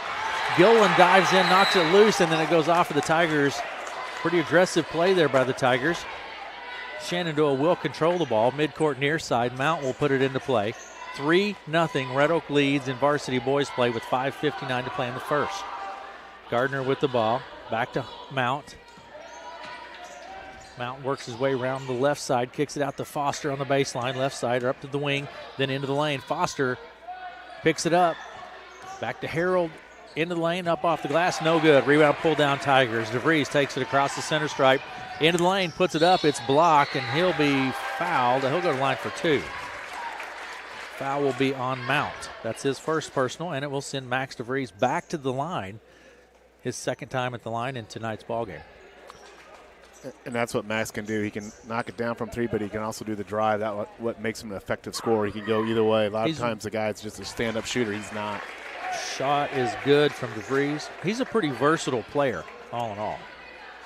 5:37 to play in the first. 4-0 Red Oak leads. He goes right or left equally well, which is a good thing as well. Second shot is up. It's no good from DeVries. Pulled down by the Tigers. There's Gillen for three from the top of the key. It's no good. Caden Johnson bumps it back up. No good. Sifford grabs the board, and then a little miscommunication goes out of play, and the Phillies have the ball. Red Oak leads 4-0, 5:28 to play in the first. Pressure in the backcourt. Stolen tap by Gillen to Sifford, and Sifford scores two. That's Bradley Sifford. Picks up a couple. It's 6-0 Red Oak with the lead. Holmes with the ball. It's still in the backcourt. Mount. Pressure from Sifford. Mount across the timeline down to the baseline to Foster for three. It's good. Zach Foster with the three ball. 6-3. Shenandoah returning the favor here with their press. Sifford across the center stripe, drops it to Caden Johnson. Back top the key to Gillen at the center circle. Gillen with the ball, puts it in motion out of the right side to Sifford. There's DeVries. Takes the long two, baseline right. It is no good. Rebound, and Harold comes away with it. Blake Harold pushing it up the court. Right side, he gets the two-handed jam. Good job there by Shenandoah. That's what we know. Harold's a tremendous athlete. Goes up, dunks it, and we're going to have a foul on the play on the Mustangs. And that foul will be on Evan Holmes, and that is his first personal foul. If you're Shenandoah, that's the kind of start you want. Get a big play, get some energy on the bench. Get some momentum, get some emotion. Big dunk does that for you. 6-5, Red Oak with the lead now. 4:46 to play in the first. DeVries. Gillen back to Caden Johnson. Top key to Gillen. Right side Sifford. Baseline right DeVries. Back to Sifford. Right wing. Top the key Gillen. 4.5 minutes to play in the first. There's Caden Johnson. Tigers showing some patience here. Caden Johnson. Baseline left DeVries. Back to Caden Johnson. Top the key Gillen. Down to baseline. Ryan Johnson. Long two. It's good. Ryan Johnson picks up a couple. 7-8 to 5 now. Stolen. Sifford puts up the little reverse layup, and it's good. Bradley Sifford. And it's 10-5. Red Oak leads. Timeout on the court. 4:03 to play in the first. We'll be back after these messages.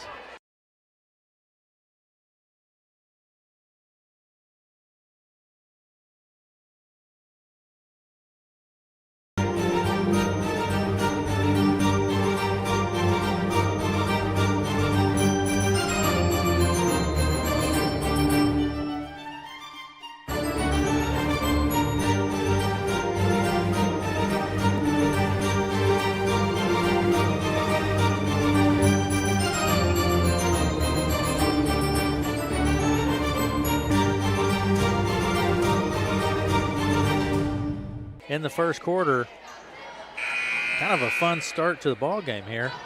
You go from a missed alley-oop to a dunk and then some steals with this press. Inbound pass comes to Mount. Tigers fall back. Mount left to right across the timeline. The center circle. Has it tapped by Gillen. Gillen's created quite a few turnovers here early in this to Ryan Johnson. Ryan to Caden Johnson. There's Sifford for three, baseline left. And it is not there. 10-5. 3:43 to play in the first. Red Oak leads 10-5. Full court press from the Tigers. Inbound pass from Gardner to Lorimer. Stolen on the inbound by Sifford again. Gillen. Hunter has had created quite a few turnovers here. We had a foul on the play. See if the Mustangs break someone long here. They got an all-conference tight end out there. Fouls on Sifford. There's Harold with the ball. Pressure in the backcourt. Gardner down to the other end. It goes to Lorimer. Boy, Max DeVries just laid it out to top that one out of play. Slid into the bench. And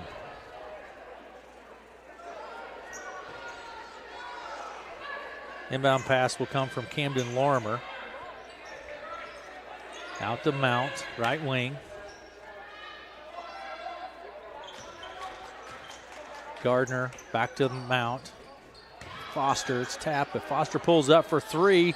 It's good. Zach Foster with his second three-pointer of the evening. 10-8, tapped and stolen. Coming away with it is Mount down to the corner to Lorimer. Back to Harold for three. It's no good. Rebound pulled down by Sifford. He'll be fouled on the play. That foul will be on Foster. That's his first personal foul. Red Oak leads 10-8, 3 minutes to play in the first.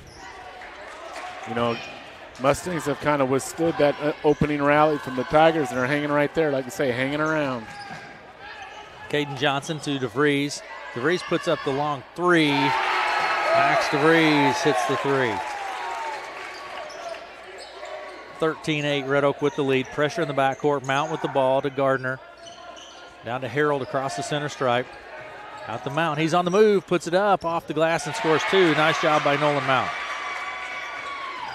Sifford pushes it back across the center stripe to Caden Johnson. He puts it up with the left hand and scores two. Caden Johnson picks up a couple. 15-10. Red Oak leads, 2:22 to play. It's knocked out of play, and I think Shenandoah will control the ball. Been kind of a up-tempo game, Matt. Yeah, this press has got both teams hurried up. Shenandoah's ball, inbound pass will come from Harold to Mount. 2:20 to play in the first. Mount with the ball, left to right across the timeline.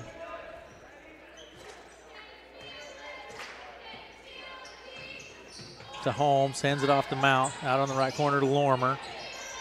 Harold behind the arc, top of the key. Right side Mount for three. It is no good. Rebound pulled down by Sifford. He's pushing it up the court. Bradley Sifford, it's going to tap and go out of play. Last touched, Tigers. Shenandoah's ball. Tigers call off that press now. Mount with the ball. He'll take it back across the center stripe. Pressure from Gillen. Mount with the ball. Right side. Sifford's there to tap it loose. Gillen picks it up to Sifford. Left side. He puts it off the glass and one. Bradley Sifford. And that's Brad Sifford's game. He's a slasher to the hoop, and he got a good feed there on that fast break from Gillen, and he fouls on Mount. Takes it home for two, in an and one situation. Sifford goes to the line. This is his first opportunity from the line coming into the game. Braden Sifford and Gillen will take a seat. Minute 40 to play in the first. 17-10, Red Oak leads. Bradley Sifford at the line for Red Oak. Brad has really worked on his free throw shooting in the summer. Key for him is good knee bend here. Shot is up. It's good. He gets it. 18-10, Red Oak leads. Minute 39 to play in the first. Lorimer with the ball. It's it to Gardner. Backs his way in the lane, then out to Foster for three. It's no good. Rebound pulled down by Braden Sifford. He pushes it up the court. The freshman. Top the key, DeVries for three. It's good. Max DeVries. Max fly. He's letting it fly. 21-10. Red Oak leads now. That's a golf reference for Eli. A minute 13 to play in the first. Gardner with the ball. Works his way around the left side, then to Foster. Foster behind the arc. Pressure from Caden Johnson. There's Gardner. Down to the corner to Lorimer, through his hands. It goes out of play, and the Tigers have the ball. 56 seconds on the clock. Red Oak leads 21-10. Into the ball game comes Mitchell Jones, and taking a seat is Lorimer. By far the highest scoring quarter of the year so far through the Tigers. Braden Johnson to DeVries. Out to Caden Johnson. DeVries in that corner. Steps on the sideline. Shenandoah's ball. 46 seconds to play in the first. 21-10. Inbound pass comes from Gardner to Jones. Tigers on an 11-0 run here. Across the timeline, Jones with the ball. Around the left side, Bradley Sifford steals it. He has the layup for two. Brad Sifford picks up a couple more. Best Hawkeye 10 defensive player right there with another steal. 23-10. Red Oak leads, 25 seconds to play in the first. Gardner with the ball out on the right side behind the arc to Harold. We're going to have a foul. It's going to be on Sifford. Bradley Sifford gets whistled. That's his second personal foul. Working his way through that screen and got whistled for a foul. 18 seconds on the clock. Red Oak leads 23-10. Coming into the ball game tonight, Braden Woods. Sifford takes a seat with two personal fouls. Holmes will put it into play from the baseline for Shenandoah to Foster. He fades, puts it up. It's no good. Rebound pulled down by Braden Woods. Outlet pass to Braden Sifford. Down to the other end. Nice little juke there by Braden Sifford. He picks up a couple. 25-10. Red Oak leads. 3 seconds on the clock. And that's going to do it for the first quarter. Red Oak leads 25-10 at the end of one. We're going to step away, and we'll be back with the second quarter right after this.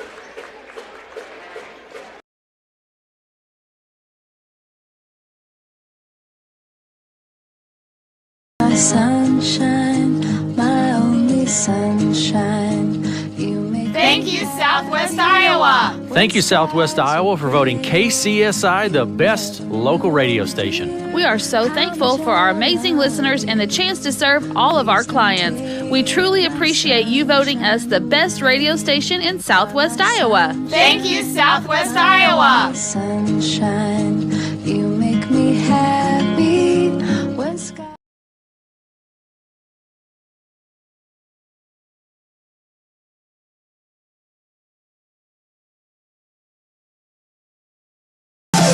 There's nothing better than great customer service and experienced employees. That's what you'll find at CarQuest Johnson Auto Parts in Red Oak. With a large inventory and competitive pricing, CarQuest Johnson Auto Parts will be sure to have the car or heavy-duty truck parts and accessories you are looking for, and can also offer helpful advice on installation. For all your car or heavy-duty truck or semi-part needs, you'll find it at CarQuest Johnson Auto Parts, 303 North Broadway, or call 623-4964. That's what you saw there. A lot of turnovers. Red Oak's not a great shooting team, though they're knocking some threes down tonight, but that defensive pressure creates all that turnovers, and you get some hoops out of that, and that's why you see a 15-point spread here. Shenandoah's going to need to take better control of that ball. We'll see if the Tigers put the press back on here at some point in the second quarter. All right, and here we go. Shenandoah will have the ball as we come back to action. Inbound pass to Holmes and then to Mount. Mount will take it across the center stripe for Shenandoah. Pressure from Gillen. Mount to Harold. Top of the key to Foster. Foster can shoot. Mount at the top of the key. Works his way down toward the baseline on the left side. Then back into the lane he goes. The running jumper off the glass. No good. Follows it. We're going to have a jump ball. Alternate possession. Tigers ball. Real good on-ball defense there from Gillen and Sifford. A la the Iowa State Cyclones, I might add. I knew you'd bring it back to the Cyclones at some point, Matt. Down the baseline to Vries. And a lot of pressure here from the Mustangs. Gillen from three, Ray out on that right side. No good. Rebound pulled down by Foster. To Mount. Quickly up the court. There's Harold out on the right side. Harold to Foster on the move. He comes down to the baseline and kicks it back to Mount. Out on the left side it goes to Jones, left wing, top of the key to Mount. Jones give it to him right there. He's open right there. There you go. Jones out on the left side. DeVries gets whistled for the foul. You know, it's his first personal. An entry pass into the post is kind of a lost art, and that's a difficult thing to do. But if you make a good entry pass that really get it down that low post, Gardner, got a pretty good chance to score. Gardner comes into the ball game, and Jones takes a seat for Shenandoah. Inbound pass to Gardner. Top of the key, Gardner with the ball, goes left to Mount. Top of the key to Gardner. Right side Foster. Dumps it down underneath to Harold, back to Gardner, and he puts it in from the free throw line. That low post entry set that up because he's able to kick it back out and create an open shot there. Well, 25-12, Red Oak leads. Caden Johnson with the ball to Ryan Johnson, baseline left. Caden Johnson, top of the key to Braden Sifford. Inside to Ryan Johnson in the blocks, right side. A lot of players here. We're going to have a foul in the play. Blake Harold had it, but he's fouled by Gillen.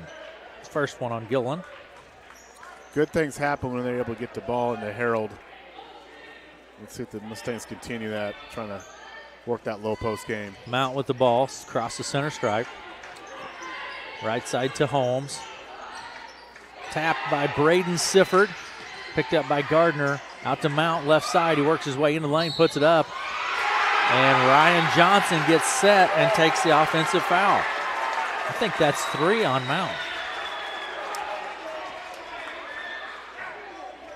Let's see. Almost every game you can count on Ryan Johnson taking 1, if not at least 2 That's 3 offensive charges. That's 3 on Mount. Bradley Sifford into the game. Caden Johnson takes a seat. And it looks like Mitchell Jones is going to come in from Mount with 3 personal fouls. Yeah, that's something that Ryan does. I mean, he's... And other teams need to pick that up on tape because it sends a signal. You just can't come down a lane on a route. Someone's going to be standing in your way. Braden Sifford to Gillen. Back to Braden Sifford. Right side, Ryan Johnson for 3. It's no good. Rebound, Holmes for Shenandoah to Gardner. Gardner, outlet pass quickly the other end to Harold, right side. Top of the key to Gardner. Gardner working on that left side to Harold. Hands it off to Foster. Pulls up long 2 off the right wing. No good. Rebound, good Ryan Johnson. Ryan Johnson takes it down the court. Fakes it. Little kind of hook shot there from Johnson. It's no good. And Holmes pulls down the board. I think that the Tigers are able to score. They're going to go in that full court press with Mount out of the game, their primary ball handler. Harold comes around the arc. Goes right to Gardner. Gardner pulls up for the long 2 off the right wing. It's no good. Outlet pass to Max DeVries to the other end. He fakes it, goes up, and 1 for Max DeVries.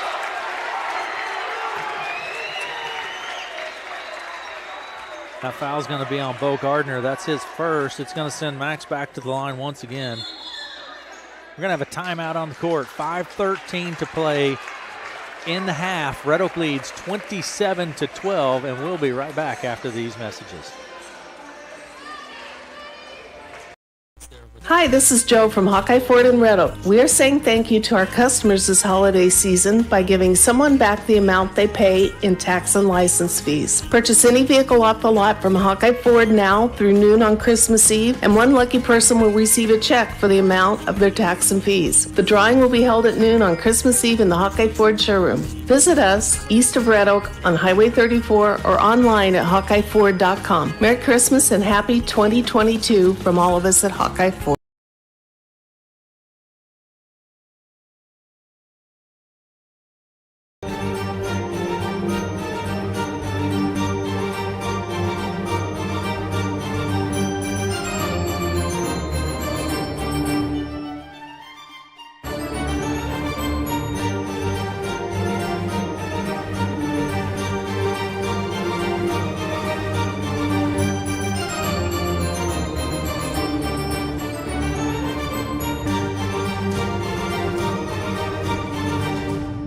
Red Oak leads 27-12, 5:13 to play. At the line, Max DeVries. He made the shot and the extra point as well, the free throw. Good. 3-point play there by Max. Max with 12 points on the night so far. Gardner down left. He goes to Lorimer for 3. No good. Max goes up and gives the board. He takes it right to left across the center stripe. Down to the baseline, Ryan Johnson for 3. It's no good. There's Gillen at the back. Braden Sifford picks up his dribble, gets in the air, and gets it to Vrees. Right side, Gillen for 3. It's no good. There's Sifford, or check that, Johnson with the board. Braden Sifford puts it up, no good. Kept in play here. Back into play to Foster. To Lorimer. I think the Tigers and Mustangs thought the play was over there for a minute. Boy, Lorimer puts up the long 3 off the left wing. It's no good, and Max DeVries grabs the board. 4:22 to play in the half, 28-12. Red Oak leads. Braden Sifford with the ball. To the center circle, Braden Sifford. Left side to Gillen. Back to Braden Sifford. Tries to get inside to Bradley Sifford. Knocked loose. Braden picks it up. Takes it down to the baseline. Kicks it out to Ryan Johnson. Bradley Sifford, high post into the low post. Puts it off the glass. No good. Harold grabs the board. To Gardner. Gardner takes it across the center stripe. Down to the right wing. Back to Harold. Right side. Top of the key to Gardner. Gardner works his way to the blocks. Kicks it to Holmes. Top of the key to Foster for 3. In and out. No good. Rebound pulled down by Gillen. Across the center stripe, Gillen with the ball. Right side to DeVries.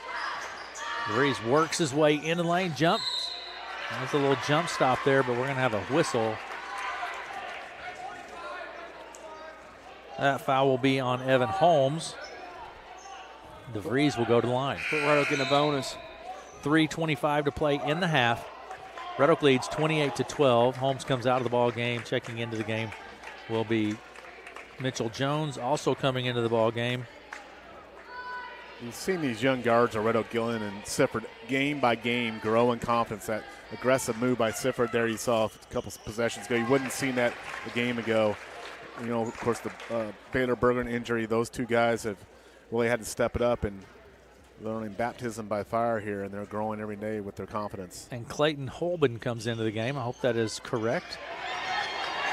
Shot no good from DeVries, but rebound pulled down by Fouts. He goes up, dumps it off to Bradley Sifford, and Bradley Sifford scores 2.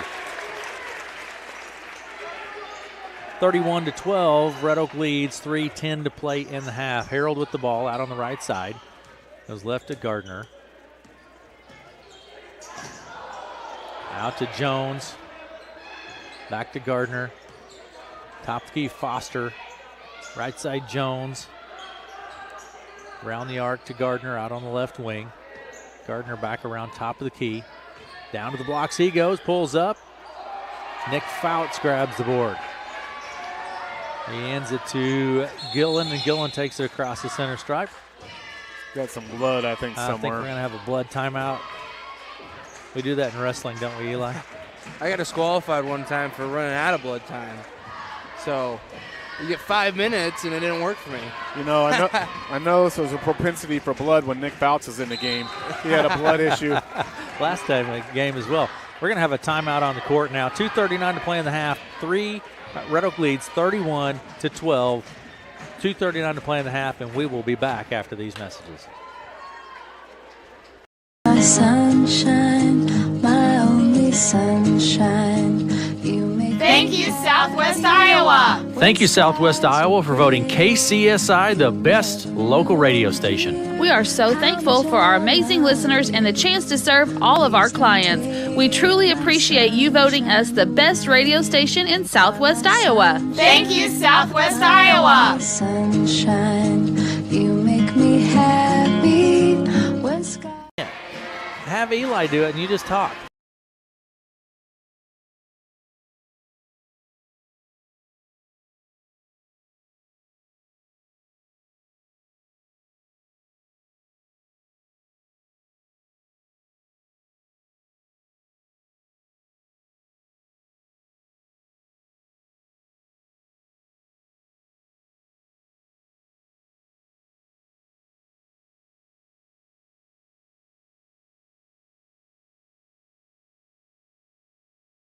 Red Oak. 2:39 remaining in the half. Red Oak leads 31-12. Yeah, absolutely, yeah. This has been what Red Oak wants. They want a fast-paced, up-and-down game, and that's what they've got. I think the Tigers are laying too much on those three-point shots. Get to the bucket here. Shenandoah needs to kind of take control of the ball a little better, try to get Harold involved a little bit more offensively. Gillen with the ball, works his way down lane. There's Underneath go. the foul, he loses the handle, and Foster comes away with it. Foster to Jones. Mitchell Jones.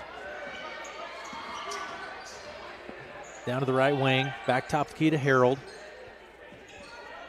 Harold out on the left side now with the ball. Hands it off to Foster. Foster pulls up for three. It's good. Foster's got a good stroke there. You know, Yes, he does. He's one of those big guys who can step out and hit that three. 2:05 to play in the half. 31-15. Red Oak leads. Down to the baseline to DeVries. Pressure from Jones. DeVries with the ball. Right side gets it to DeVries. Or to Gillen. Now to Caden Johnson. Tapped by Harold. Caden Johnson goes up and gets it. Kicks it back to Gillen for three. And Gillen picks up three more for the Tigers. 34-15. Red Oak leads. Jones with the ball. Then to Heron. Stolen by DeVries. He puts up the little reverse layup for two. Mustangs need to look up. It's hard to do when you got guys hanging on, but you got to look up court with the ball. Jones with the ball. We're going to have a timeout on the court. This press is really causing some problems here with Mount out. With three, it's really causing some problems for the Mustangs. Yeah, the Tigers have a lot of guys with long arms. Ryan Johnson, Sifford, of course, and Gillen. Those guys can really deflect passes and get in passing lanes. And trust me, I've been on that other end when you're trying to get the ball up court. It's like, where are they? They got 10 guys out there. Trying to get them. Plus, Mount, their primary ball handlers, out of the game right now. With three personal fouls. In junior varsity play earlier tonight, it was Shenandoah 61, Red Oak 11. In varsity girls play, it was Shenandoah 50, Red Oak 13. And in varsity boys play, with a couple of minutes left in the half, it's Red Oak 36, Shenandoah 15.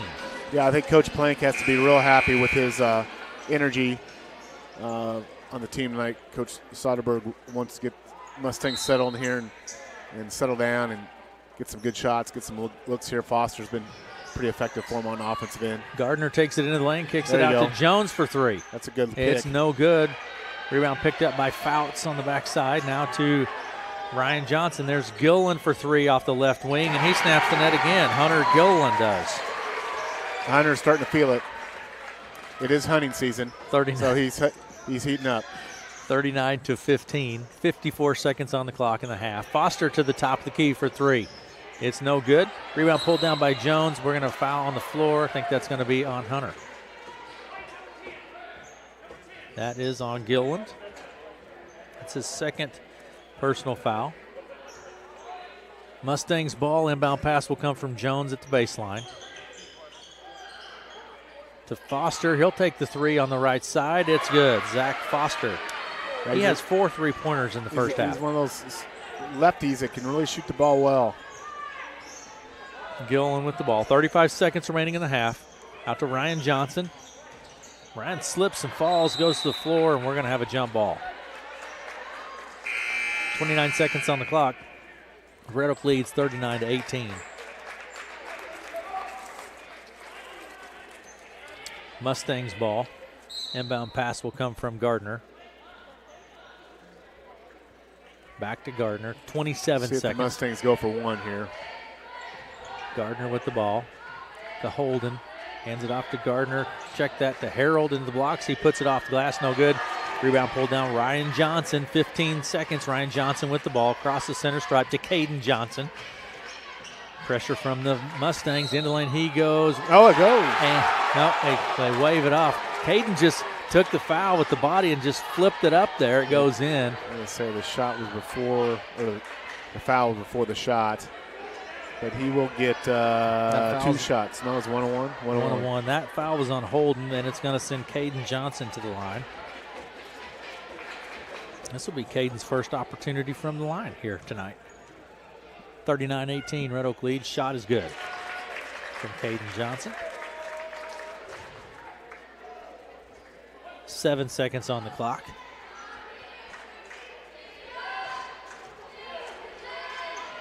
Second shot from Caden is good as well. He gets both of them. Mustangs have an opportunity here to get a shot off. They can wrestle up. 5 seconds on the clock. 4 seconds. Gardner with the ball, top the key to Blake Harold. He'll take the last shot. It's no good. At halftime, Red Oak with the lead, 41-18. We're going to take a break, and we'll be back right after these messages.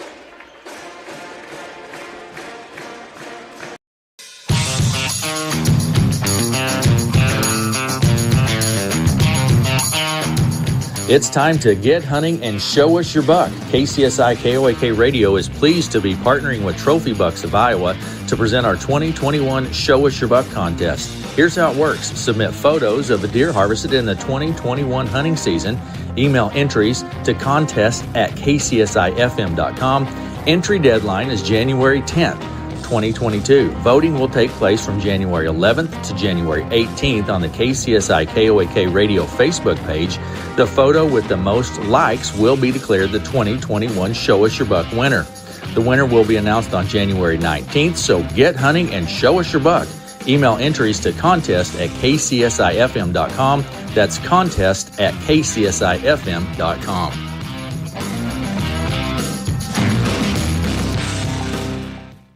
2, 3.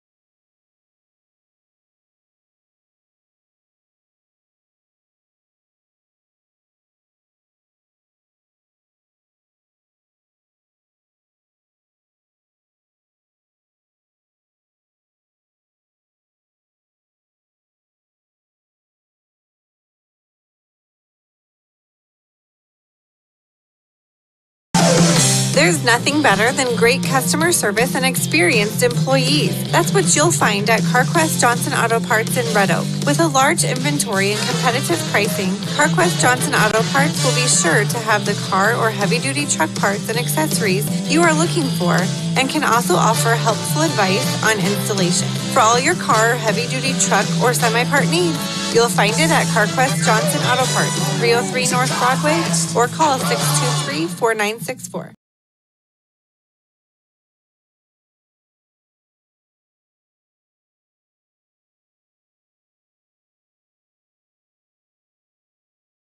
Welcome back to Red Oak. We're at half. Red Oak leads in varsity boys play 41-18 at half.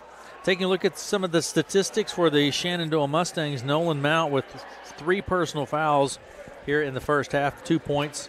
Blake Harold has 2 points here in the first half. Also, Bo Gardner with 2 points and 1 personal foul.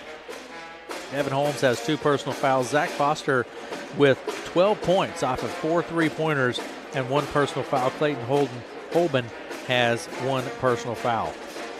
Stats for the Red Oak Tigers: Braden Sifford with 2 points in tonight's contest. Hunter Gillen has 6 points, 2 3-pointers, and 2 personal fouls. Ryan Johnson, 2 points and 1 personal foul. Caden Johnson, 4 points in tonight's ball game, 2 of 2 from the free throw line. Max DeVries, 16 points here in the first half for Max DeVries. 16 points. He is 4 of 6 from the foul line, and a big first half for Max.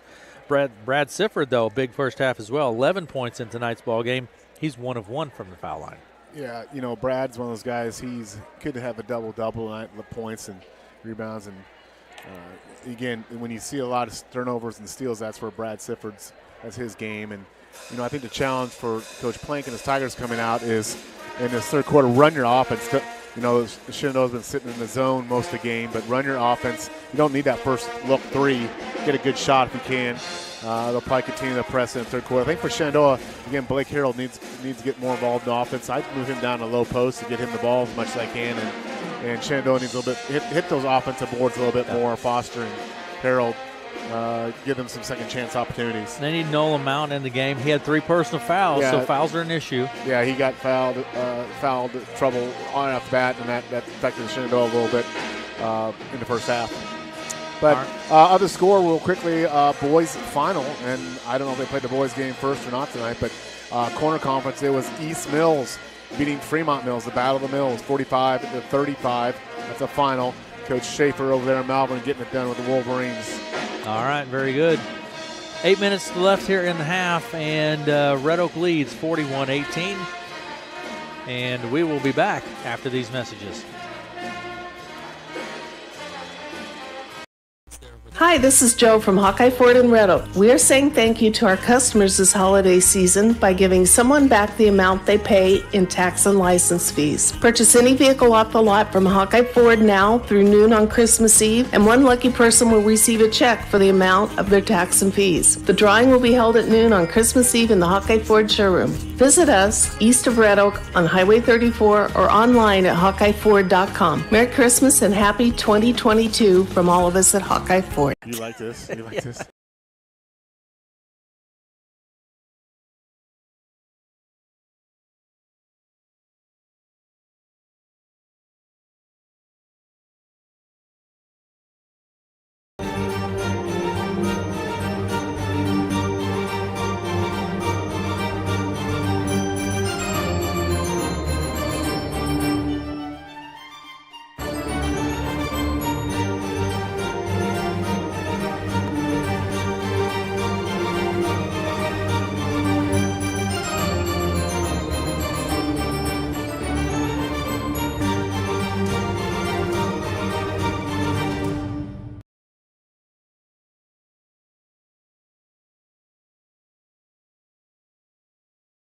Sunshine, my only sunshine.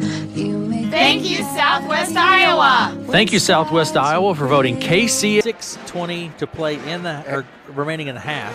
Hey, you know what? What? The pep band is here tonight. I love it. There's nothing like the pep band in a gym. Hats off to the people in the band department and Erickson, Mr. Erickson, Lorenz, and the parent getting that pep band out here for the big game tonight. I love it. Got the pep band going. Not that just like Josh Kipley's 80s tunes. They're wonderful. Yeah. But the pep band needs to play. All right. But tonight's Tuesday night, and to me, the high school basketball season is really two seasons. It's the pre-Christmas season, and then you get into the grinder after the holiday season. And these, as much as you get in these games, and then you get a break. Yep. You get a break for a week, sometimes a little bit more in a week, and your team can kind of recalibrate and come back for that big long stretch in January and February when it's really cold stuff. And you like to go in that Christmas break where I was going to have 3 or 4 more games here if they get into Christmas break. Get a good run here in that first half. You'll learn a lot about your teams and come back, because as much as you want to play well right from the get-go, what the Tigers are focused on this year is really trying to get their best ball at the end of the year and make a run. Maybe they get Baylor Bergeron back, hopefully maybe late in the season, and he can contribute late in the season as well. That would be just an extra bonus if that happens at this point in time. The good part of that is Sifford and Gillum, those other guys are getting a lot of experience at that guard position they would not otherwise get. For Shenandoah, keep playing, keep grinding, working on the things they need to do is from an offensive defense approach to build their game and have some success. At halftime, Red Oak leads 41-18. We're going to take a break, and we'll be back after these messages. My sunshine, my only sunshine. Thank you, Southwest Iowa. Thank you, Southwest Iowa, for voting KCSI the best local radio station. We are so thankful for our amazing listeners and the chance to serve all of our clients. We truly appreciate you voting us the best radio station in Southwest Iowa. Thank you, Southwest Iowa. Sunshine, you make me happy when sky.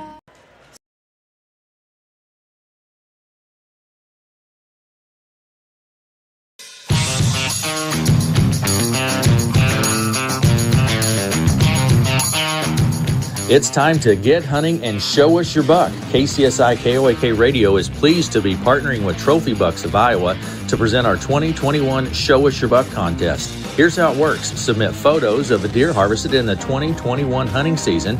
Email entries to contest@kcsifm.com.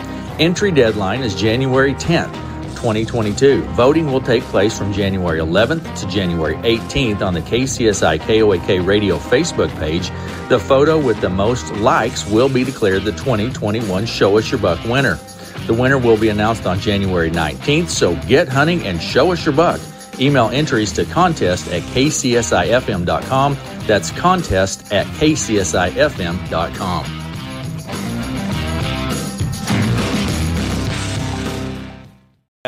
At 10 to 15 Thursday afternoon, but lower 50s, and I think it's supposed to turn warm next week, so really a pretty nice stretch of weather. Maybe a little precipitation Friday. There you go. And I need to clarify that East Mills, Fremont Mills. I'm seeing two things, a boys, girls score. It has to be a girls score because there's no way it could have played a boys game first. So I'm pretty sure that's a girls score. East Mills over Fremont Mills, 45-35. All right. Anything else jumping out at you? No, other than I just think Red Oak has played well. That was, coming off that big loss, Lewis Central, maybe a disappointing loss. You want to play better. A little bit down in the dumps after that. To come back with good energy and good motion, I think that's the key to that game tonight. It's a 1-2 game for Red Oak. They definitely showed that in the first half, and I think for Coach Soderberg here in the second half of Mustangs, he wants that same thing from this team. Show a little grit here, put up some good game here in the second half. I think these young people understand that every half of basketball matters because what you're doing out there is you're performing, and your effort in this second half leads into your next game. And it's very important sometimes when the deficit is large like this. It can be a challenge for a team, especially when you're down. Red Oak needs to stay disciplined, too. At the same time, that goes two ways, Matt. I mean, the team that's down, sometimes it's a great challenge, but the team that's up as well. I was going to say, they need to maintain their discipline, not just be jacking up three-pointers and run loose. Play true to your game, your offense. Stay within that context where you're at. It's, game of basketball through any season, any sports season, you have the ebbs and the flows, and it's consistent play at a high level. The more teams that can do that, consistently play their game at a high level, that do better in the end.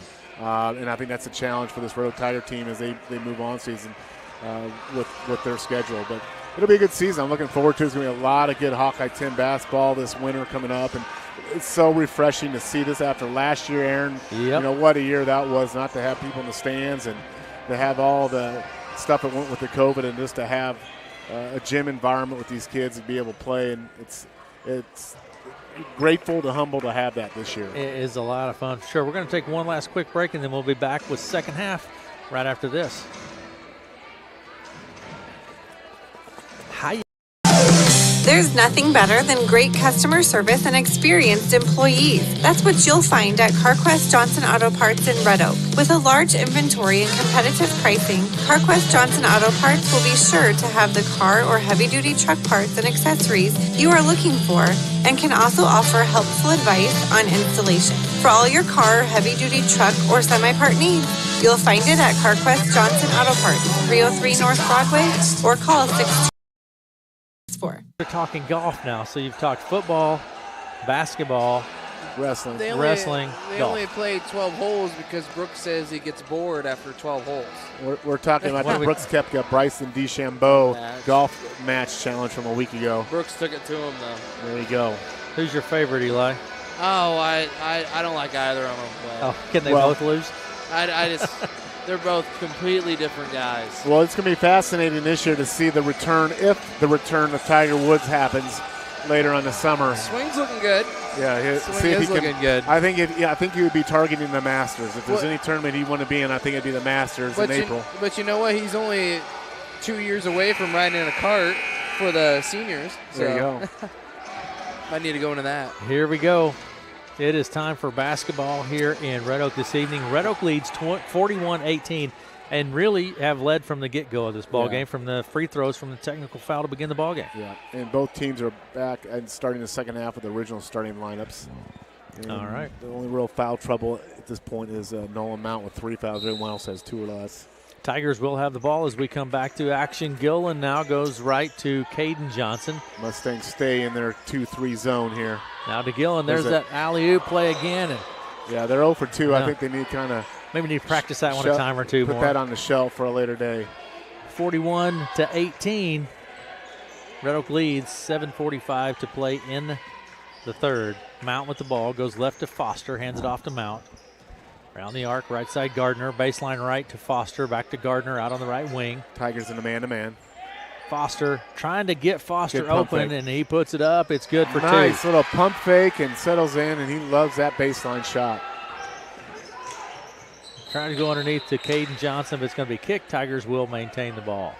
Trying to get Foster open and get him going to get some offense going on that last series there, and they did just that. Yeah, he's got 14 on the board. Inbound pass comes to Ryan Johnson. 20. Gillen with 3. It's no good. Rebound pulled down by Harold. He falls to the floor. Caden Johnson is there. He falls on it, and we're going to have a traveling call. Caden got to it, but then when he rolled over, that caused a traveling. That's what we talked about at halftime. Just not settling for the quick 3. The Tigers need to work their offense here, stay disciplined. Mount with the ball. You can shoot a 3 at any time. Mount across the center stripe. Out on the right wing. Man pressure here from the Tigers, Matt. Foster. Looks like they're going, a little still man here. Foster out on the left wing now. He pulls up. No good. Rebound pulled down by Ryan Johnson. Now to Gillen. Left side to Caden Johnson. Back to Gillen. Top of the key. Gillen with the ball. Comes around right. Stays right. Gets it to Caden Johnson. Now to Gillen. Right there. Underneath. It's going to be tapped by Foster. Gardner picks it up to Harold. Good job by Foster to step around and get that steal. Harold out on the right wing. Gets it to Foster. Gardner comes around. Back to Foster. He's open for 3 on the left wing. No good.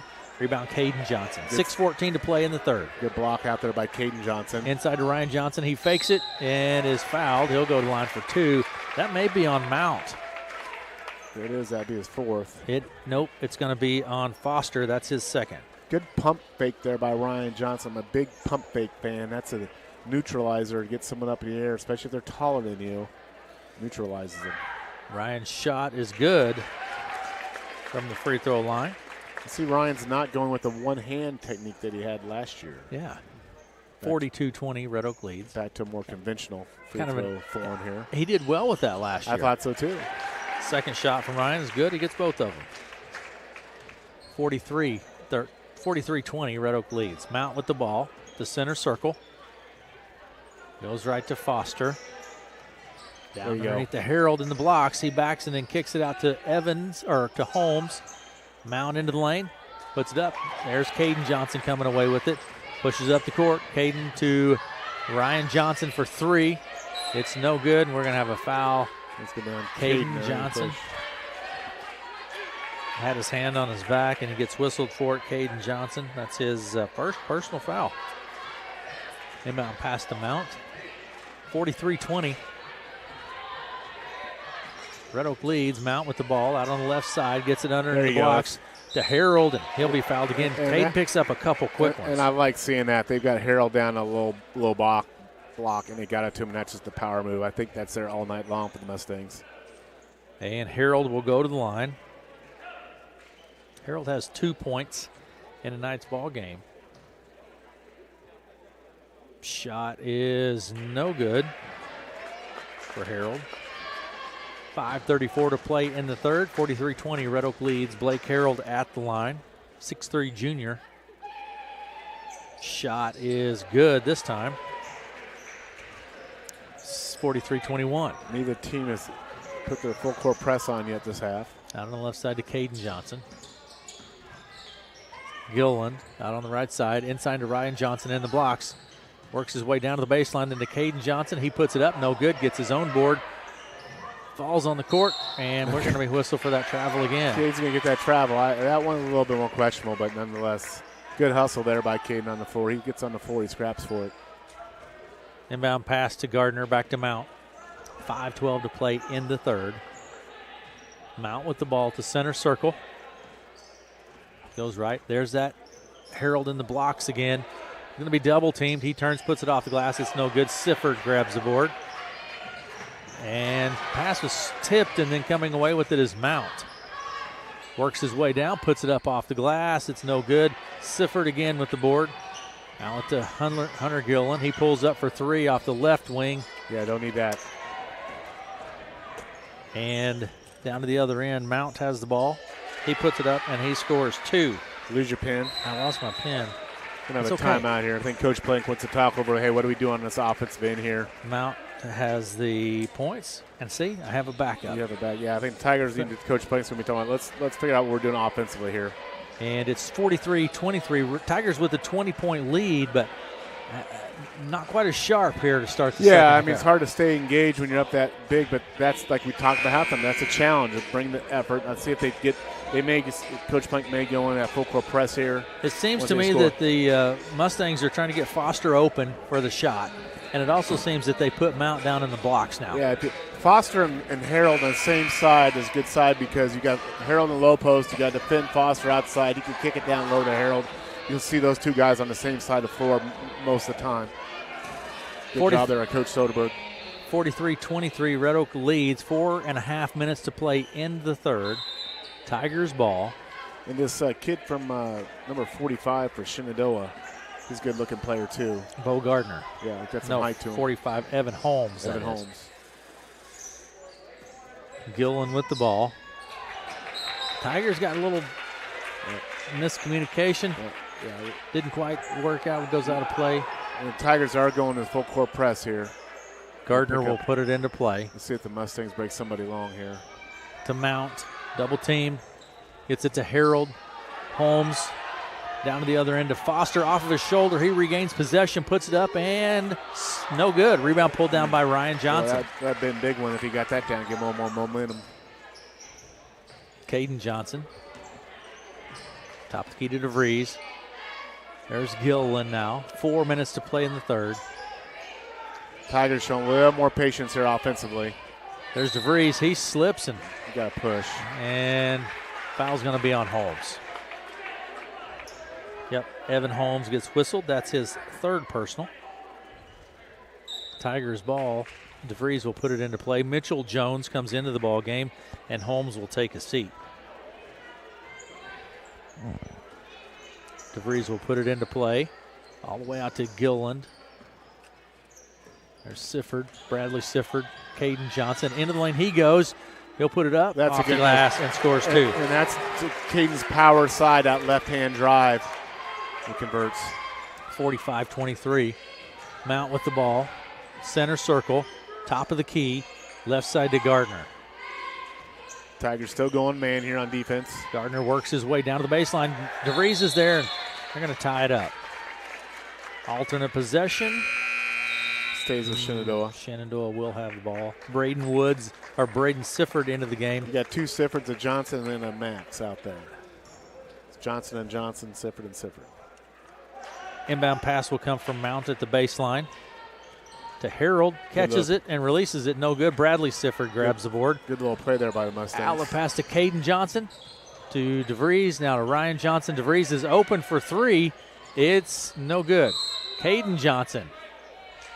I don't see that. Caden Johnson got whistled for the foul. He goes up and tries to tip it in, but he's whistled for the foul. That's a three that Max almost had to take there. There was no one there. 45-23. That was a good shot there. Tigers in a full court press. There's a steal. Inbound pass is stolen by Max DeVries, and he scores two. Nice anticipation there by Max. Harold with the ball. Pressure in the backcourt. Dumps it off to Jones. Down to Foster at the baseline. Underneath Mount. He's open. It's no good. Rebound grab by Ryan Johnson, and then Mount's going to commit the foul. That's going to be 4 on Mount. Mustangs had two point-blank shots. They just couldn't convert. Shenandoah's playing better this half. They're just missing some. Jones will take a seat. Holmes comes into the ball game. Little shots in there right now. Hopefully they'll drop for them. Mount takes a seat with 4 personal fouls. Tigers ball. Inbound pass comes to Braden Sifford from Bradley Sifford. Braden across the timeline, goes left to Caden Johnson. Puts it on the court. Into the lane he goes. Kicks it out to Braden Sifford. He fakes it. Into the lane, loses a handle, and it's picked up by Lorimer. Stolen by Bradley Sifford. He goes out of play.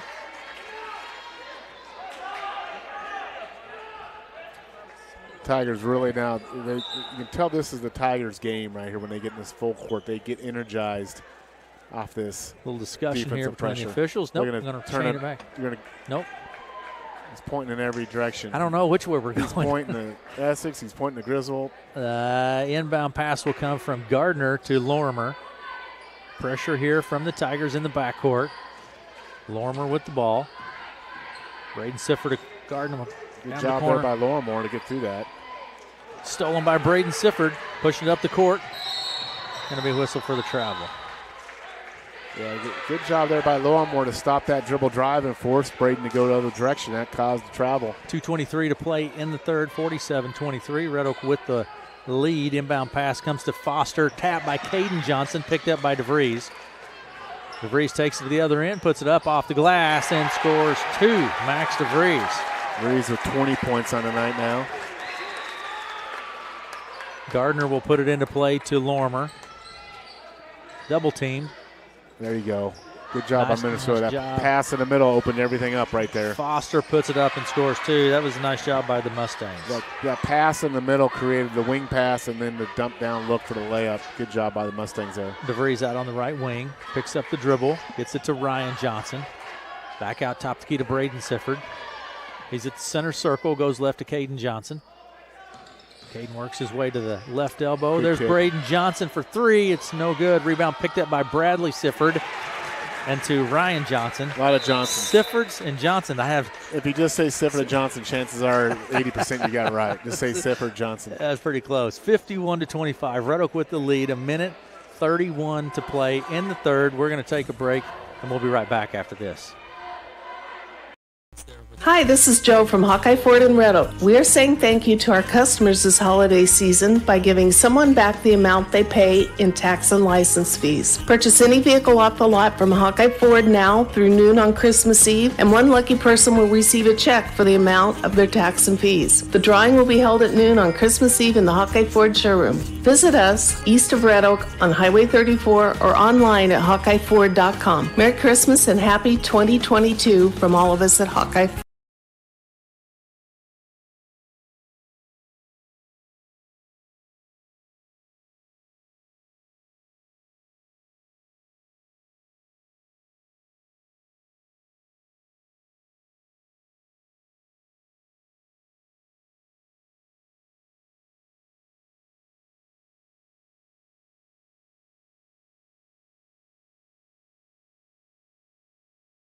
Red Oak, 1:31 to play in the third. Red Oak leads 51-25. You know, I think one thing we should add to the game experience, we should have a dance cam. Can we have a dance cam? We could have a dance cam or, something else. I don't know. Harold to the other end of the baseline underneath.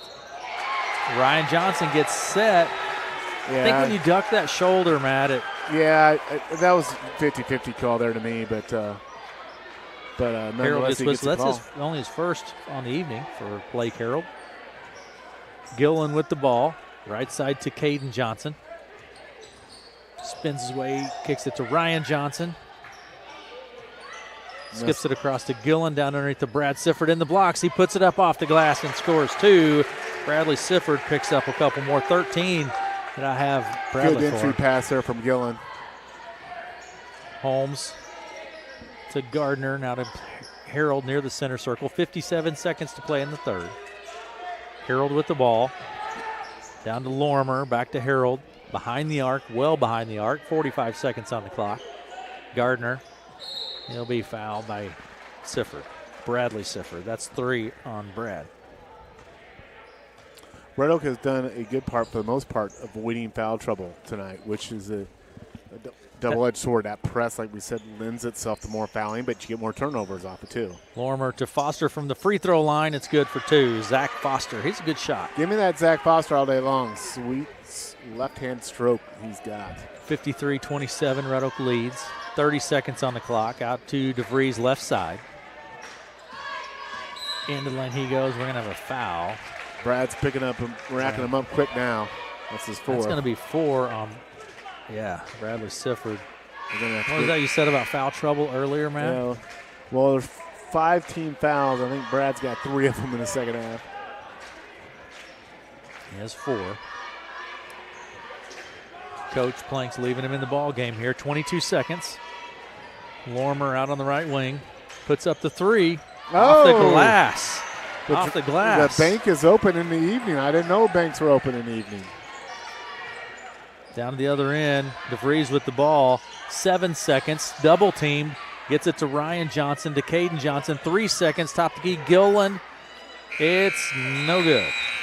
That's going to do it for the third. Red Oak leads 53-30 at the end of 3. We'll be back after these messages.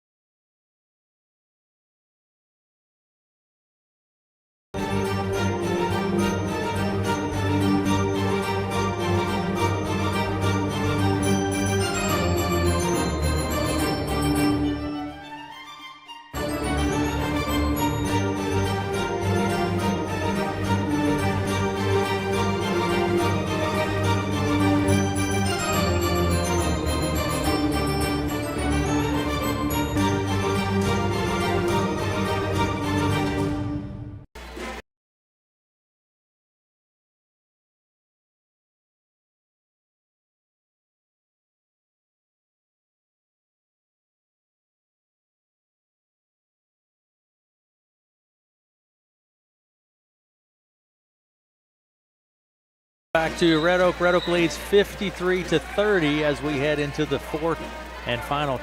Tigers have led the entire ball game, Matt, and continue to maintain that 23-point lead now for the Tigers. Yeah, as this game continues, you should see both teams will be able to get some of their younger players in here probably about midway through this quarter. If the spread of the score stays the same here. Bradley Sifford with 4 personal fouls. Caden Johnson has 3 for the Tigers. Right side to Caden Johnson. Out to Sifford. There's Gillen, back to Sifford. Caden Johnson. Sifford to Gillen. Drives, dumps it off to Fouts, and slipped out of his hand. Gillen caught it out of play, but slipped out of Nick's hand. Mustangs ball. Mount with the ball, right to left across the center stripe.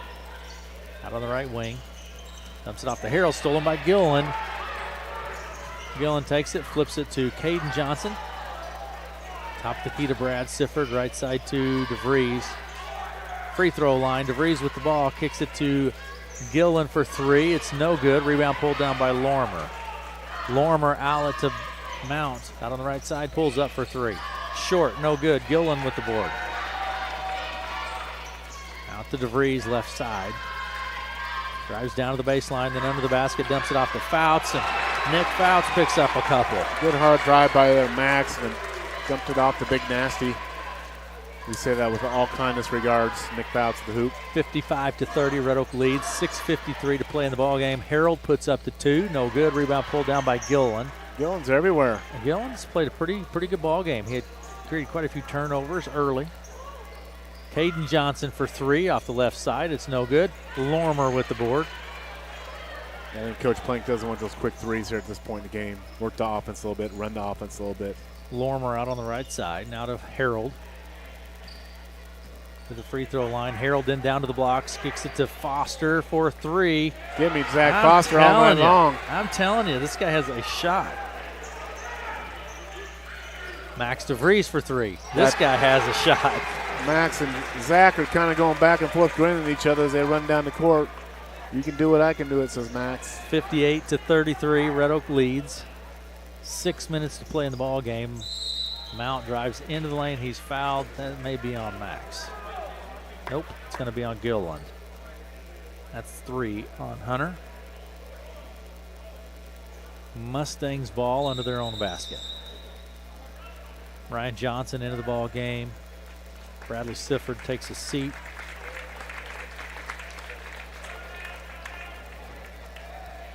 Here we go. 6 minutes on the clock, 58-33. Red Oak leads. Inbound pass from Holmes out to Gardner. There's Foster. He pulls up, long 3 shot. No good. In and out. Nick Fouts with the board, gets it to Gillen. Gillen pushes up the court to Ryan Johnson. Good Down look. to Caden Johnson, wide open for 2. I mean, wide open. Nice look there by Ryan. 60-33. Red Oak leads. 5.5 minutes to play in the ball game. Gardner with the ball. Dumps it down underneath the Harold. Kind of got tied up there, lost the handle, and Gillen comes away with it. Into the lane he goes, has it stripped, it goes out of play. Tigers ball. That's one of those drives when you're trying to split two defenders. You've kind of got to cut the ball a little bit as you come almost like a running back with a football to get through it, and then you got to be able to put it off the glass.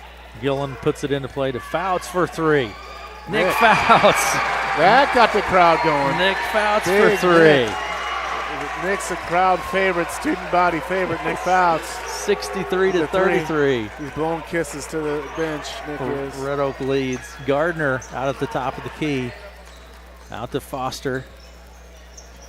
Lorimer backs behind the line, then down to the baseline he goes, puts it up. Gillen blocks it. I think he got him with the body, I guess. Although he was up there with the block, but he might have got him with the body. I couldn't see. But it's going to be 4 on Gillen. 2 shots here for the Mustangs. Tigers can go from no foul trouble to foul trouble. Just like that's me and my credit card. I can go from no problems to problems just like that. It can happen fast. It can happen fast. Fouls are one of those things you have to know how to manage. Shot from Lorimer is good.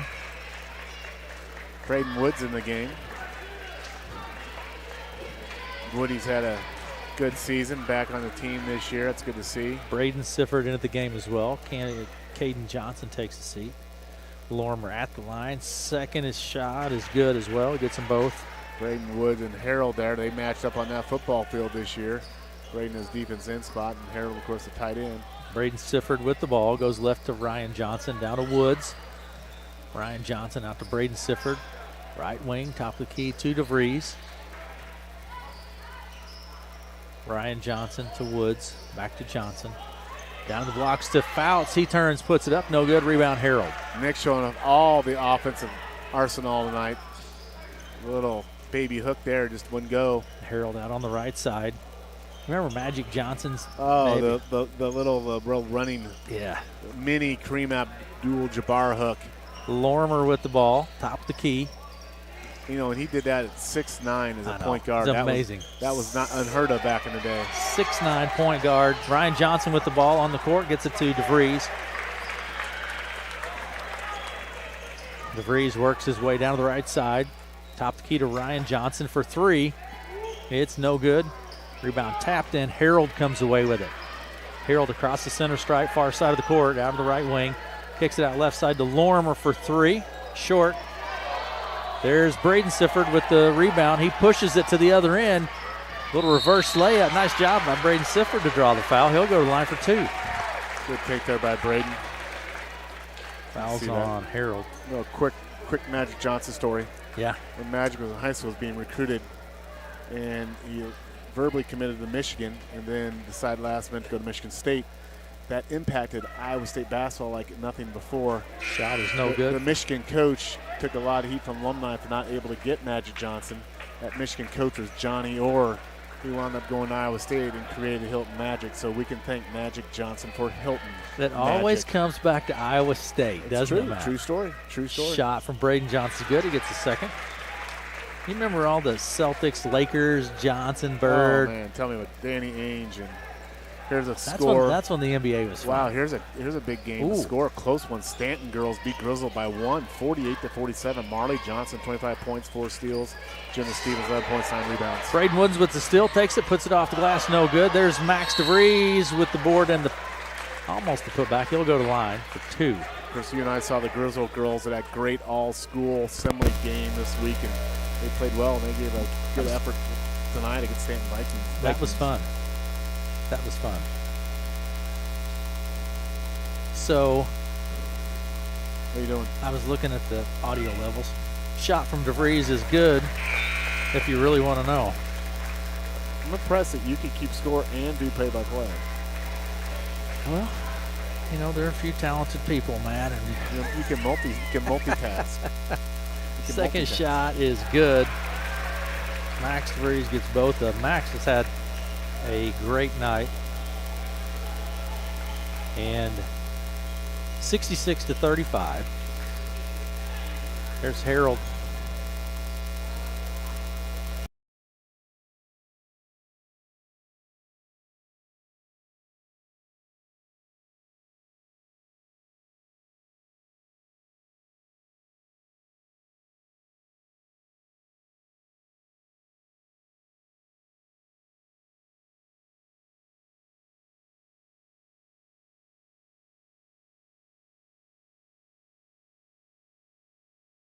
there for a second.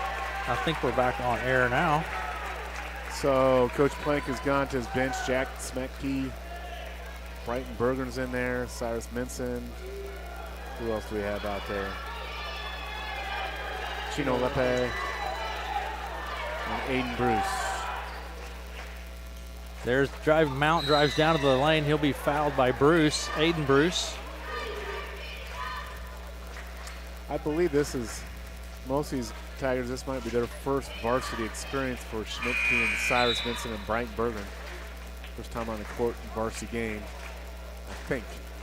At the line is Nolan Mount. Now this is Mount's first opportunity from the line that I have anyway in tonight's ball game. 66-35, Red Oak leads over Shenandoah Varsity boys. 2:48 to play in the ball game. Shots up, it's no good. Rebound pulled down by Aiden Bruce to Schmedke. To Brighton Bergen. Right elbow. Shot goes up off of the hands of Minson. It's no good. Rebound pulled down by Holben.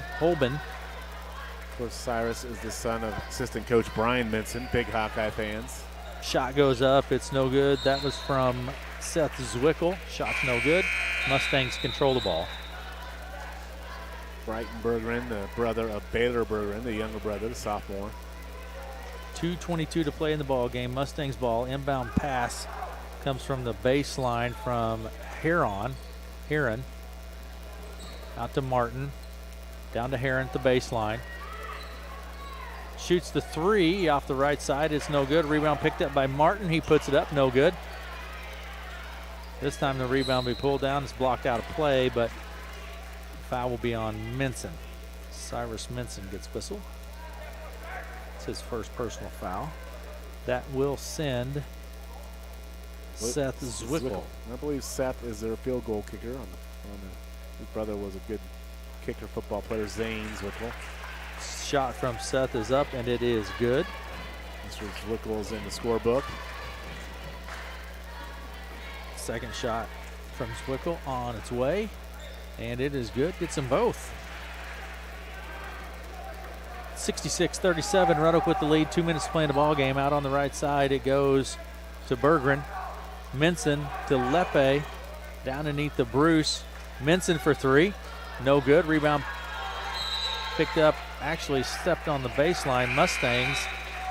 Cepeda. And the Tigers have the ball. Mitchell Jones back in the game. Schmedke will put it into play for Red Oak. Out of the game.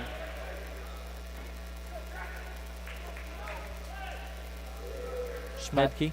Tigers will be back in action, Friday night at home, I believe, against Kemper, correct? I think that is correct. I'm not sure where the Mustangs go to next. Minute 47 to play. Tigers led from the opening of this game until the end. Pretty much a good solid ball game all the way through for the Tigers. Pretty much had control. That full court press is really the difference maker for the Tigers in this game. Cepeda gets it to Heron. Back to Jones. Minute and a half to play. Jones working against the pressure from Lepe, and Lepe will be whistled for the foul. Chino Lepe, great kid. Just a fun kid if you know him. He's just an engaging young man. Just a great kid.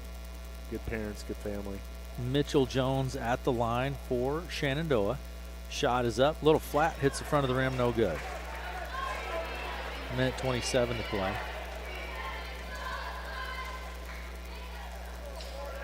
We're going to have a sports wrap tomorrow morning, Matt.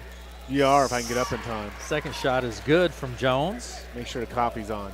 Coffee will be on. 66-38. Schmedke with the ball. Down to the right side to Minson. Goes to back. It's going to go over and back. Lepe gave it good effort. Yeah, he did. Minute 18 to play. Well, it's got some good up-and-coming talent. Got some kids with some height. Cyrus and Brighton have got another inch or two in them. I think they'll grow and develop and, of course, hit those weights, be a little bit bigger and stronger. Mitchell Jones across the timeline, down to the right wing. Pressure from Lepe to the baseline. Picks it up. Hands it off to Heron out on the right side. Baseline right. Heron with the ball. Drives the baseline, feels the pressure, then gets it to Cepeda. He puts it up, no good. Rebound pulled down by Minson. Good rebound. It's it to Bergeron, down to the other end to Bruce. Little reverse layup, no good. There's Bergeron with the board. Ooh, he's going to be whistled for a foul. That's Brighton Bergeron. I thought he got to the ball first, but we're going to go the other way with it. It looks like coming in the game for the Tigers will be Mr. Jack Kling. Yes. Jack's an intriguing basketball player. He's got some height. 6'3", I think he's listed at. Rangy kid, long arms. He's listed at 6'3". No, he's listed at 6'5". 6'5", okay. He was listed at 6'5" on football as well. But Jack has just come out for basketball this year. And he's one of those kids, you know, at a point in the game when you need a few minutes here, their defense and rebounding. He could be that guy later in the year to give you some of that. So we talked to her, every minute counts when you get in the game to be playing, get some experience. Heron's first shot was good. Second is up. It's no good. Rebound picked up by Schmedke. Down to Jack. Kling with the ball. Right side, there's Lepe. Gets it to Bruce. Bruce puts it up. No good. Rebound pulled down by Kling. Schmedke for three. Left side, no good. Heron with the board. 38 seconds on the clock. Gets it to Jones. Jones across the center stripe. Left side it goes to Martin. To Zwickel. Back to Heron. Top the key. Heron with the ball. Martin out on the right side. Through the hands of Heron. He chases it down near the center stripe. 15 seconds on the clock. Down to the baseline. Zwickel to Jones. 10 seconds. Jones with the ball. Right wing. Drives in. Does a little Euro. Puts nice. it up. And it's good. Oh. And there's a big collision there, Jack. As Jones went up for the layup, up in the air, Jack Kling fell on top of him, and Jones is still down with 2 seconds to go here in the game. Hard shot to the head. He's moving around a little bit there. Yeah. 2 seconds on the clock and in some pain. And we've seen, that opening exhibition game of the Tigers, and that Baylor Bergen took that big fall. And there's looks like Doc Schmidtke's out there to talk to him. Yeah. Hate to see that. Yeah. 66-41. Injury timeout here on the court. You know, and players have fallen back and they're taking care of. It's something about having those small town docs at these games. Yes, Aaron, and it's just a blessing to see. I don't know if you see that in a lot of places, but in the state of Iowa, you'll see that small town doc come running out of the stands when needed.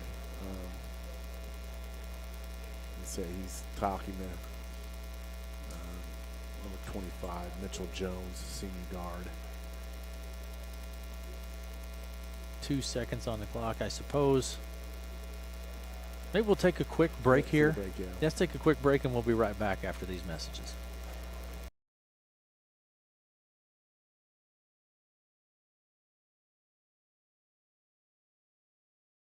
My only sunshine.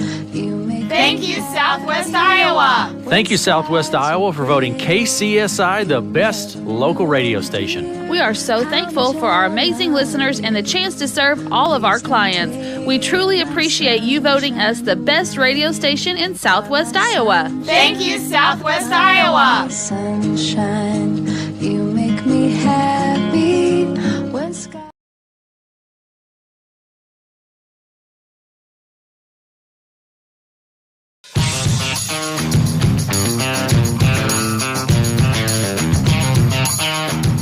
It's time to get hunting and show us your buck. KCSI KOAK Radio is pleased to be partnering with Trophy Bucks of Iowa to present our 2021 Show Us Your Buck contest. Here's how it works. Submit photos of a deer harvested in the 2021 hunting season.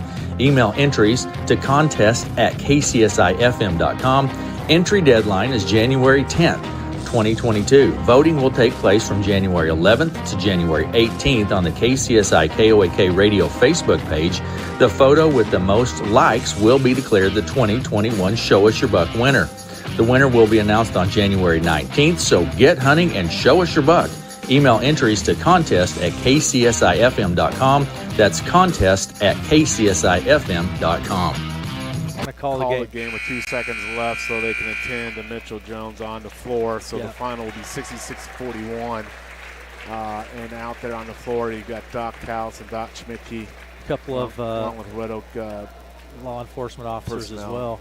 Now, like you said, 2 seconds on the clock. They called it. Red Oak will get the victory, but boy, you really hate to see that. Yeah, and I think everyone's kind of sticking around here to see Mitchell Jones. I have seen him move as he is moving his feet around a little bit. I see that. All right, so I tell you what we're going to do. We're going to take a quick break here and get some totals together, and we'll be back right after these messages. There's nothing better than great customer service and experienced employees. That's what you'll find at CarQuest Johnson Auto Parts in Red Oak. With a large inventory and competitive pricing, CarQuest Johnson Auto Parts will be sure to have the car or heavy-duty truck parts and accessories you are looking for, and can also offer helpful advice on installation. For all your car or heavy-duty truck or semi-part needs, you'll find it at CarQuest Johnson Auto Parts, 303 North Broadway, or call 623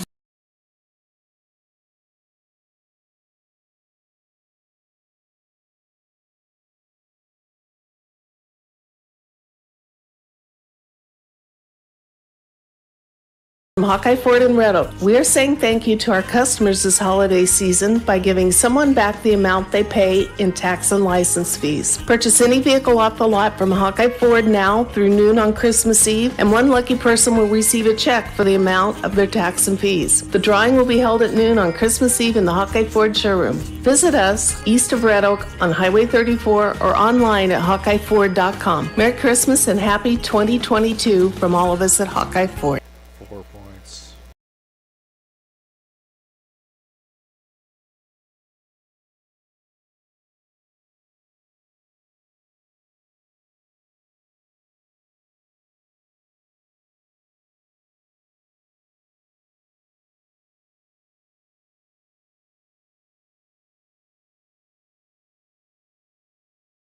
Now by the head coach of the Red Oak Tigers, Spencer Plank. Coach Plank, thanks for stopping by. I don't want to ask you to comment necessarily on what happened here, but a good call to go ahead and let the time expire. Yeah. Tell me about your team tonight, Coach. I thought your team played a really good ball game tonight. They did. They played hard tonight. We challenged them, come out and play hard.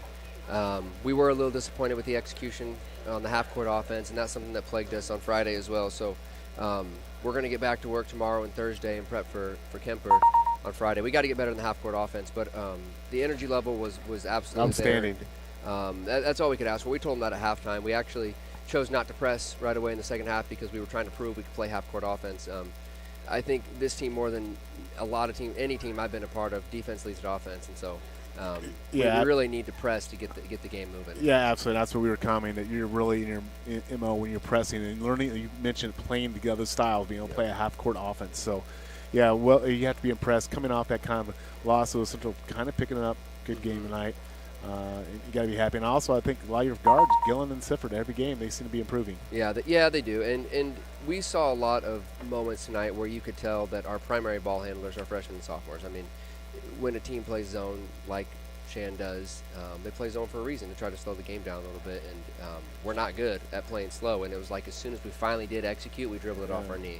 And so the faster the game, really, the better for us. And so we do practice our man-to-man offense more than zone offense. And so we're expecting man on Friday. Maybe I spoke too soon, but Kemper coming in Friday, it'll be a different game plan. Well, Coach, we know you need to get your team, but great game tonight. You're 2-1 this season, and you're right in the preseason grind. That's right. Thank you. It was a fun game to broadcast, Coach. I can tell you that for sure. We had a good time. Yep. Thanks, Coach. Thanks, Coach. Appreciate it. Coach Spencer Plank with us, and our thanks to Coach Plank for stopping by and visiting. And just an update on the Shenandoah player, Mitchell Jones. They are still attending to him. They are bringing in the stretcher for him. We don't want to speculate, no. but we can say he has moved his. We've seen him move his feet tonight. And these type of injuries, they just want to take every precaution you possibly can, and he's getting great care here from the Red Oak doctors, and now the Red Oak emergency medical team is on the floor with him, so he is being attended to very well here. Let's take a look, if we can, at the statistics for the Red Oak Tigers here this evening in Red Oak. And again, Red Oak comes out on top in this contest by a score of 66-41. For the Shenandoah Mustangs, Nolan Mount had 4 points in tonight's ball game and 4 personal fouls. Camden Lorimer had 5 points, 2 of 2 from the foul line. Seth Zwickel had 2 points. He was 2 of 2 from the foul line. It looks like Mitchell Jones had 3 points in tonight's contest. Gage Heron, 1 point, 1 of 2 from the foul line. Bo Gardner with 2 points. Zach Foster had 21 points in tonight's contest as well. Baylor Bergeron here tonight check that, Braden Sifford tonight for the Red Oak Tigers had 3 points, 1 of 2 from the foul line. Hunter Gillen had 6 points in tonight's contest with 4 personal fouls. Ryan Johnson, 4 points. He was 2 of 2 from the line. Caden Johnson had 8 points and 3 personal fouls. Max DeVries, 25 points is what I have him for in tonight's ball game. Big night, outstanding game big by night Max. for Max. And he didn't really. I don't think he really forced it. I mean, he took most of what came to him. It wasn't like he was really forcing that shot tonight. And Brad Sifford with 13 points in tonight's contest. Nick Fouts had 5 points, and a fun night for Nick. We're going to take a quick break, Matt, and we'll be right back after these messages.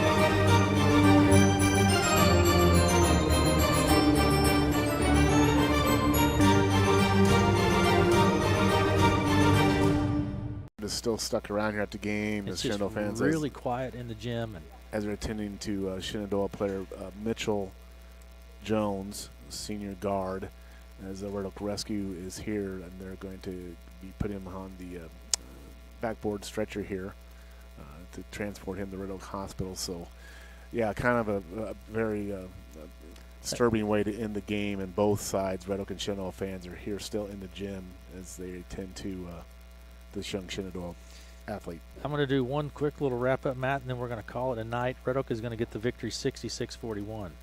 A quick rundown of what has happened here tonight across the evening. Junior varsity girls, it was Shenandoah 61, Red Oak 11. In varsity girls play, it was Shenandoah 50 and Red Oak 13. For Shenandoah, Ava Wolf just had a huge night, 20 points for Ava Wolf in tonight's contest. She was the leading scorer across the board. Macy Finley with 5 points in tonight's ball game for the Mustangs. For the Red Oak Tigers, Olivia Boswell had 5 points, as well as Merced Ramirez with 5 points for the Red Oak Tigers in varsity girls play. Again, it was Shenandoah with the victory, 50-13.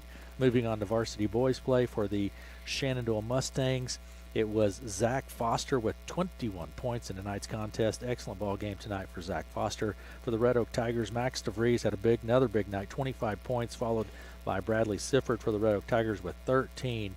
And the Red Oak Tigers get the victory in varsity boys play 66-41. And that's going to do it for us here this evening from Red Oak. And again,